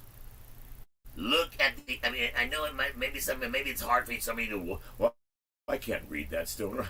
I get emotional. Well, then what the fuck are you doing here then? Jesus Christ! Don't tell me you're into true crime and you get look. If true crime photos make you sick, then what the fuck are you guys doing here, man? Don't give me that shit. Look. It's all in the fucking coroner's report. Go look. Literally look at it, read it, study it. Look at the width of each wound. If I were to stab you cleanly, bam, and then pull that fucking knife out, whatever knife I stab you with, that's the knife wound right there. That's gonna leave it in your back, your gut, your this, your that, your fucking wherever the fuck I stab you. Okay? Now, some of them are cleaner, some of them aren't because you turn, you this, you that, but then you get some good clean ones in there, and you can see the width, and you're like, well, goddamn, that's a pretty good size fucking, that looks like the old big buck knife there. And then they can tell how far it went in because of whatever it fucking hits. So it went in, goddamn, this one, well, that's this big, it's this wide, you know what I'm talking about, ladies? No, anyway, but you know what I'm talking about. Yeah, I mean, come on. Look, read the coroner's reports. I'm telling you, Jesus Christ, man. Let's continue. Allegedly lost her knife, then there's a whole different story that it was Patricia that went and got the knife from Linda, or Susan that got the knife from Linda. You know, there's two conflicting stories there. But the regardless is that one particular knife that just came up missing, did she really give that to Charlie and say, I took her life for you? So the knife that was found between the cushions of the couch, that was Linda's knife, correct?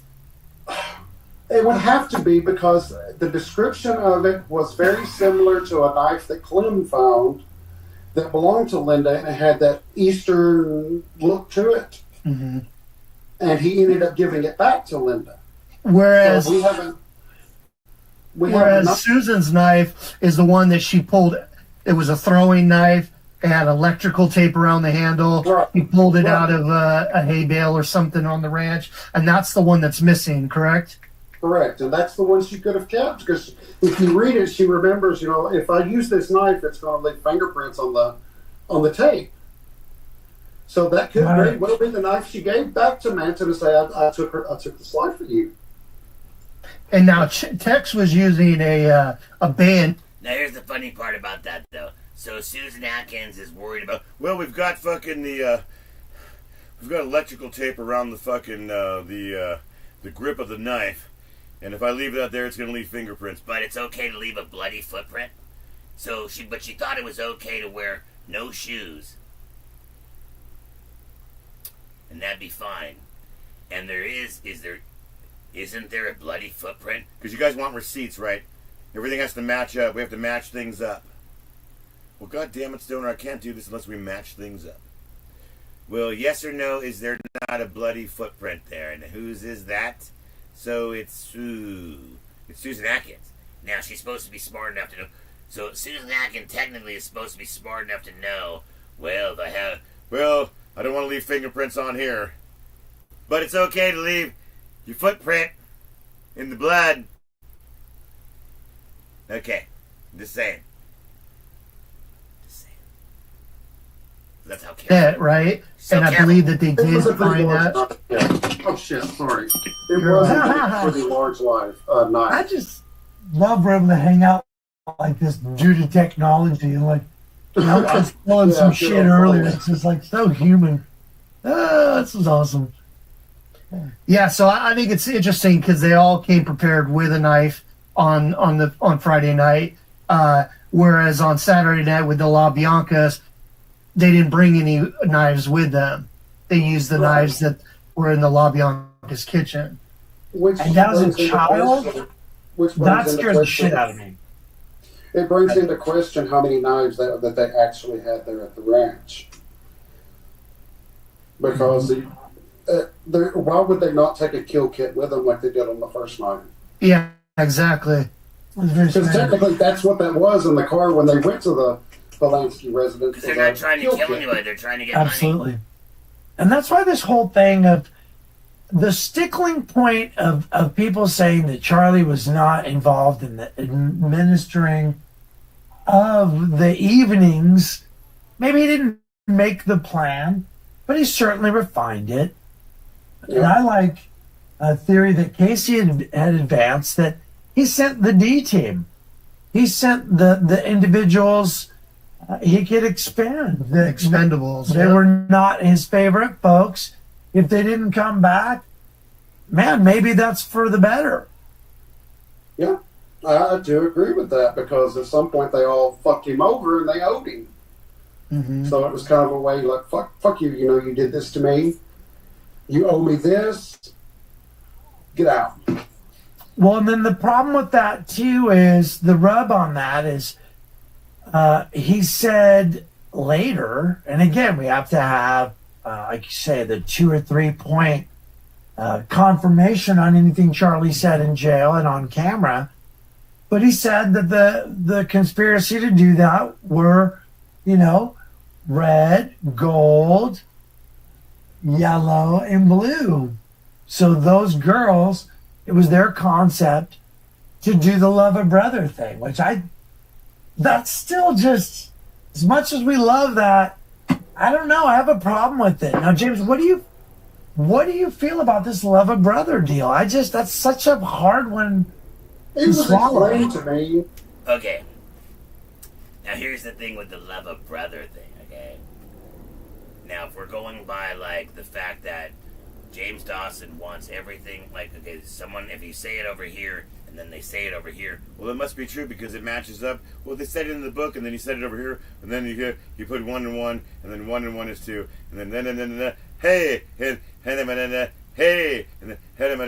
hey, and so 1 and 1 is 2, apparently. So, now,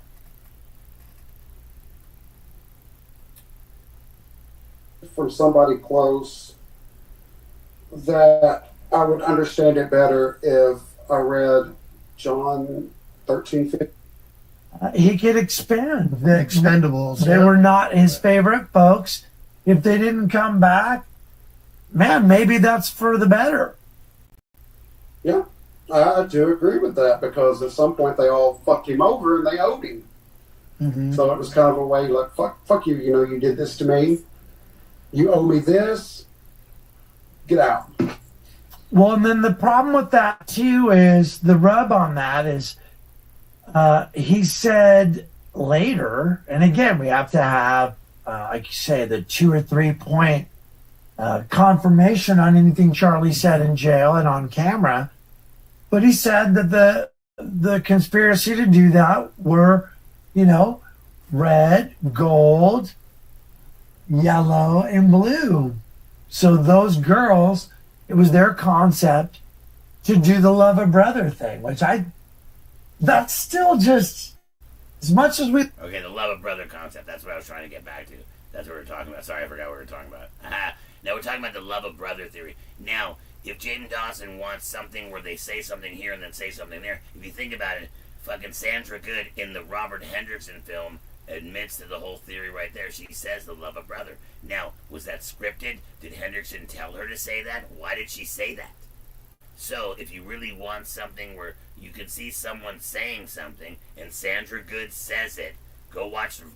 You guys have all, because apparently if you guys are all in this Manson community, you guys have all seen Robert Hendrickson's The Manson Family, Manson, and then the other one's Inside the Manson Gang.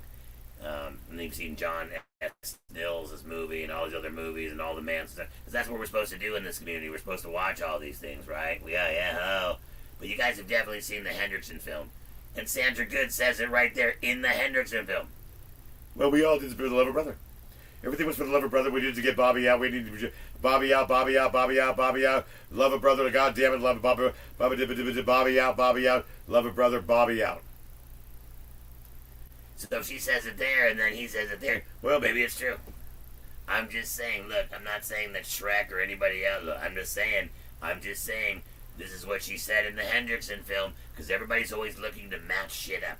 It's just like that game you play in school where you have everything laid down and you flip over this, and there's an apple, and there's an orange, and there's an apple, and then you want to match up the apple with the apple, the orange with the orange, goddamn the banana with the banana. Got your goddamn banana right here. You know what game I'm talking about? We all played that goddamn game.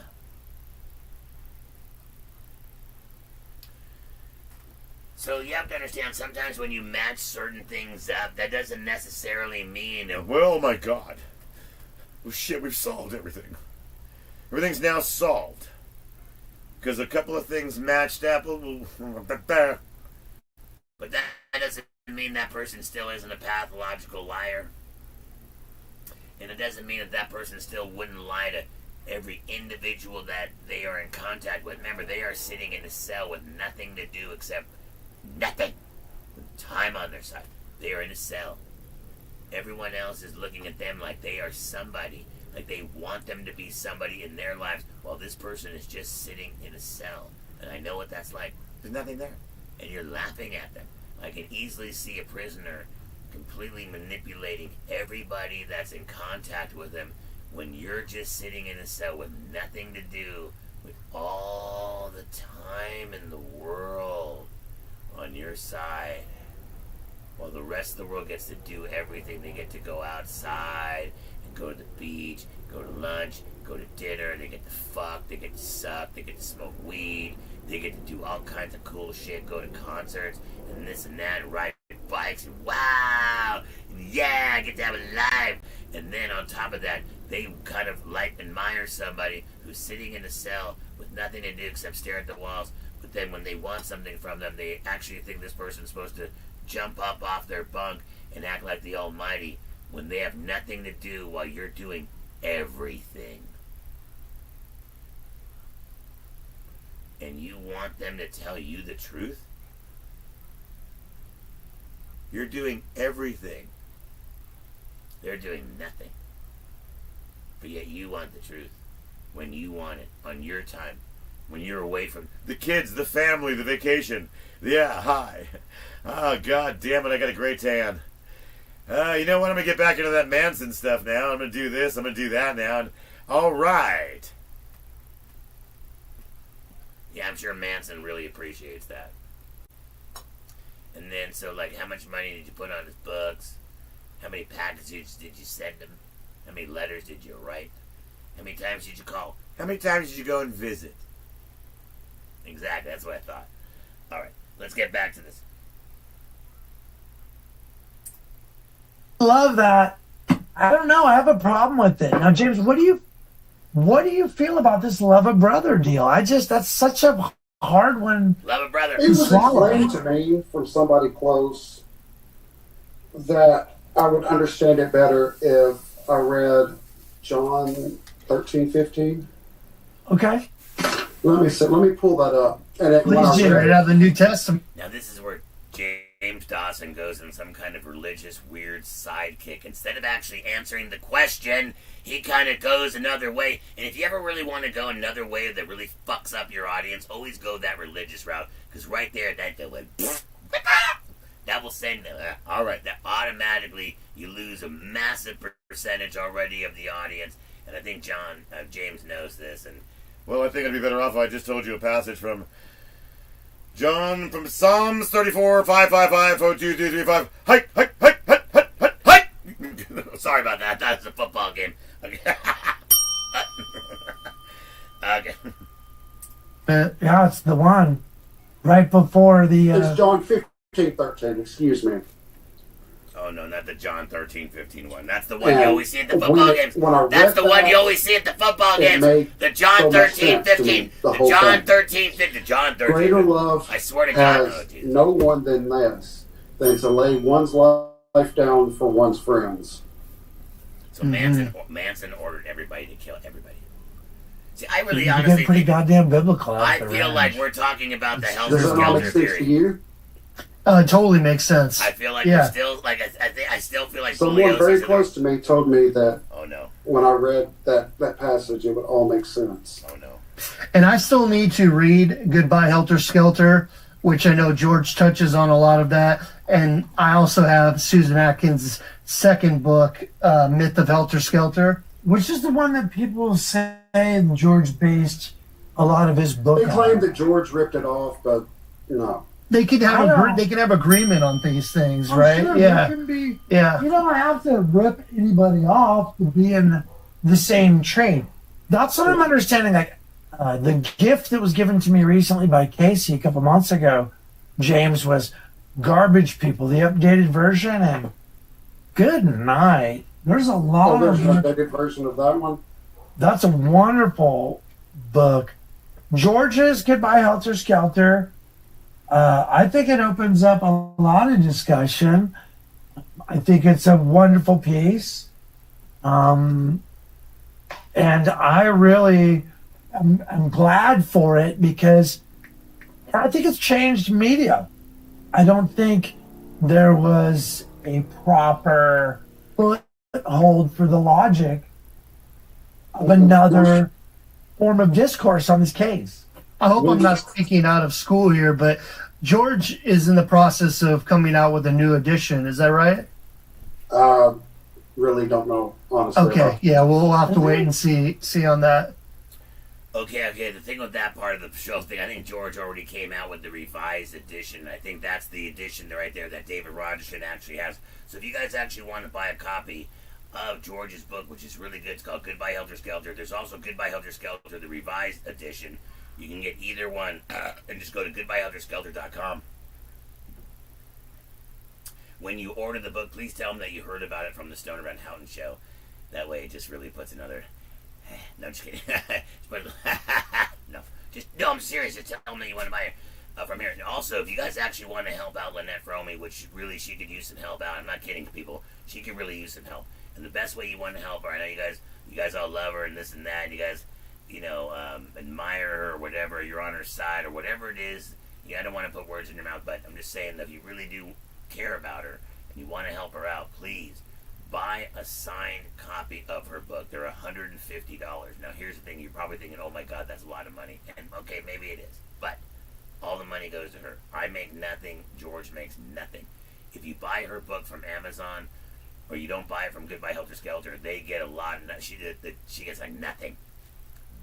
Only buy her book directly from goodbyehelterskelter.com from George. Now, if you want to buy a copy of her book that's not signed, okay, it's like $35. That's fine. There you go. You can buy it through George. No problem. That's great. Now, if you want to buy a copy of her book that's signed, $150. But money goes directly to Red. You can help her out. I make nothing. George makes nothing. She gets everything. Trust me, people. It really does help out. So if you want a copy of it, just go to goodbyehelterskelter.com. Now, if you want a regular copy, it just says click on copy, and then you can get the copy. But if you want a copy that's signed, you're going to have to go on goodbyehelterskelter.com, and then you're going to have to click on contact us. And then you hit contact us, and you tell George, hey, George, my name is so-and-so. I heard about, Lynette's book being signed through the Stoner Van Houten show. I'd love to buy a copy, blah, blah, blah, blah, blah. I have this is my PayPal, blah, blah, blah, blah, blah. And then once you PayPal the money and George receives it within 24 hours, man, he will mail it out. He is very good about mailing shit out. That's what's awesome about George. So, and also, you're going to help out Red, man. So buy a copy of Lynette Fromey's book, Reflection, signed by Lynette. I mean, buy it anyway. If you don't want to buy it signed, $35. You want to buy it signed, $150. It's up to you, but buy it anyway. Let's get back to the show. We're not done.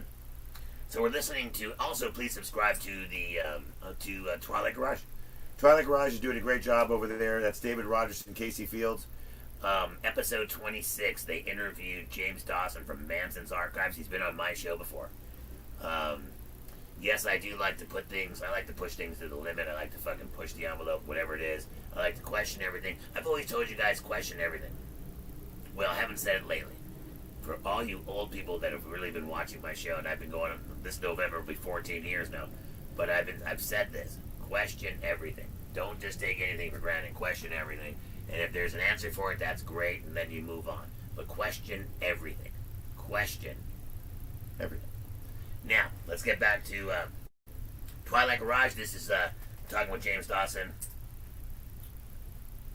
But I'm hoping that he does. So well, this was the revised second edition. Yeah. That'd be very interesting. I've got both versions, by the way. Well, duh. First edition and the second edition. Of course you do. But I love the photographs. And what I'm hoping for is more of this type of stuff.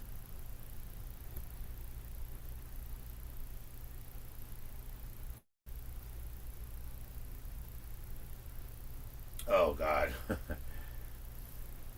Sorry about that. Hoping for is more of this type of stuff. I'm hoping that That's the thing. When Billy Mance read Goodbye Helter Skelter, he knew that he had to shape Making Manson around that. I like that. So, Making Manson is kind of Billy's way of opening the door, because Billy gained a lot of respect for George. Was Billy's way of opening the door for somebody else to come in, pick up George's book, and carry on with the next chapter. Well, I hope he uses more of George's interview that didn't make its way into making Manson. Well, hold up just 1 second here, James. We had been speaking yesterday, Casey, about how we felt George didn't appear much, considering what you're saying now in Making Manson. His lack of physical screen time might be explained because the whole backbone, from what James is saying, was based on George's words. So they didn't need George's face because they used his entire structure and used, from what you're saying, our man John Michael Jones, yep. John Michael Jones's revelatory tapes as Back the to what, voice. Am I taking that correctly now? The tapes back up the book. So that's why perhaps George wasn't on camera as much as one might have thought. Okay, we got two Charlie telling. Now, this can go both ways, but for example, we have Charlie telling two people that no, I did not go to Cielo Drive after the murders. But on the other, we've got two saying he did. But if we look at the evidence when it comes to him supposedly staging Cielo Drive after the murders, he did a very piss poor job. Well, why would you go? The timing of it. You're just begging to fucking get caught. Exactly, because if you remember, and Casey, I know you'll remember this, when Patricia was arrested, she said she could never figure out how her pinky print got on the French doors going out to the swimming pool because she swore she never touched it. Yeah. So if they went there to stage something, there's always the chance that they've touched something that they didn't remember. Now, there were, I think it was, 25 unidentified fingerprints that were found at the residence? You're right. That's right. 25. If any of those 25 belonged to Manson or a accomplice like it's claimed, we would have known about it. And I don't believe that they did their due diligence on figuring out those 20-something fingerprints, because I've never seen a list. Some of them also believe, because there was the case about, there was also talking, I'll have to find the newspaper article, but there were glasses that were found in the sink, like martini glasses. Well, if you read Chapman's testimony, that's covered. That was from the lunch earlier that day. Right. Because I've been reading a bit of Chapman's words. The whole thing, like you brought up recently, about the Wednesday statement. Yeah. That was really... that blew me away that in 2017, Burbridge was still talking the same old nonsense 50 years later about, I was leaning over Sharon. She was the most beautiful woman I'd ever seen, and I was crying. And the maid, when I drove up, the maid couldn't speak English. Running out there. It's like she's not able to speak English because technically she wasn't shot. Yeah. Oh my word! But yeah, that was really funny. A lot of these characters that reoccurring for us, and I feel that's why we keep coming back. I heard at some point even the glasses that were found at the scene were kicked underneath the couch. How glasses got there is a mystery, but also remember he actually saw glasses and actually did assume there were people that he actually really did think Bruce Lee and other people and fucking Mamas and the Papas, what's his name, were a part of this. All right, people, that is going to do it for tonight. I know I was supposed to have actually David Rogerson on the show. Sorry about that, Dave. But look, first of all, Please subscribe to David Rogerson's YouTube channel. It's called Twighlight Garage. He's doing a great job over there, man. Him and Casey Fields are doing a great job. That's the next big up-and-coming show here on the Manson topic. For some reason, I mean, maybe Brian Davis might be retiring. I don't know. He's been doing it a long time. And then he's still got podcasts. We haven't seen really anything out of George Stimson. Michael Channels makes videos all the time and does a lot of great writing. If you follow him on Threads or if you follow him just on YouTube, he's a great writer.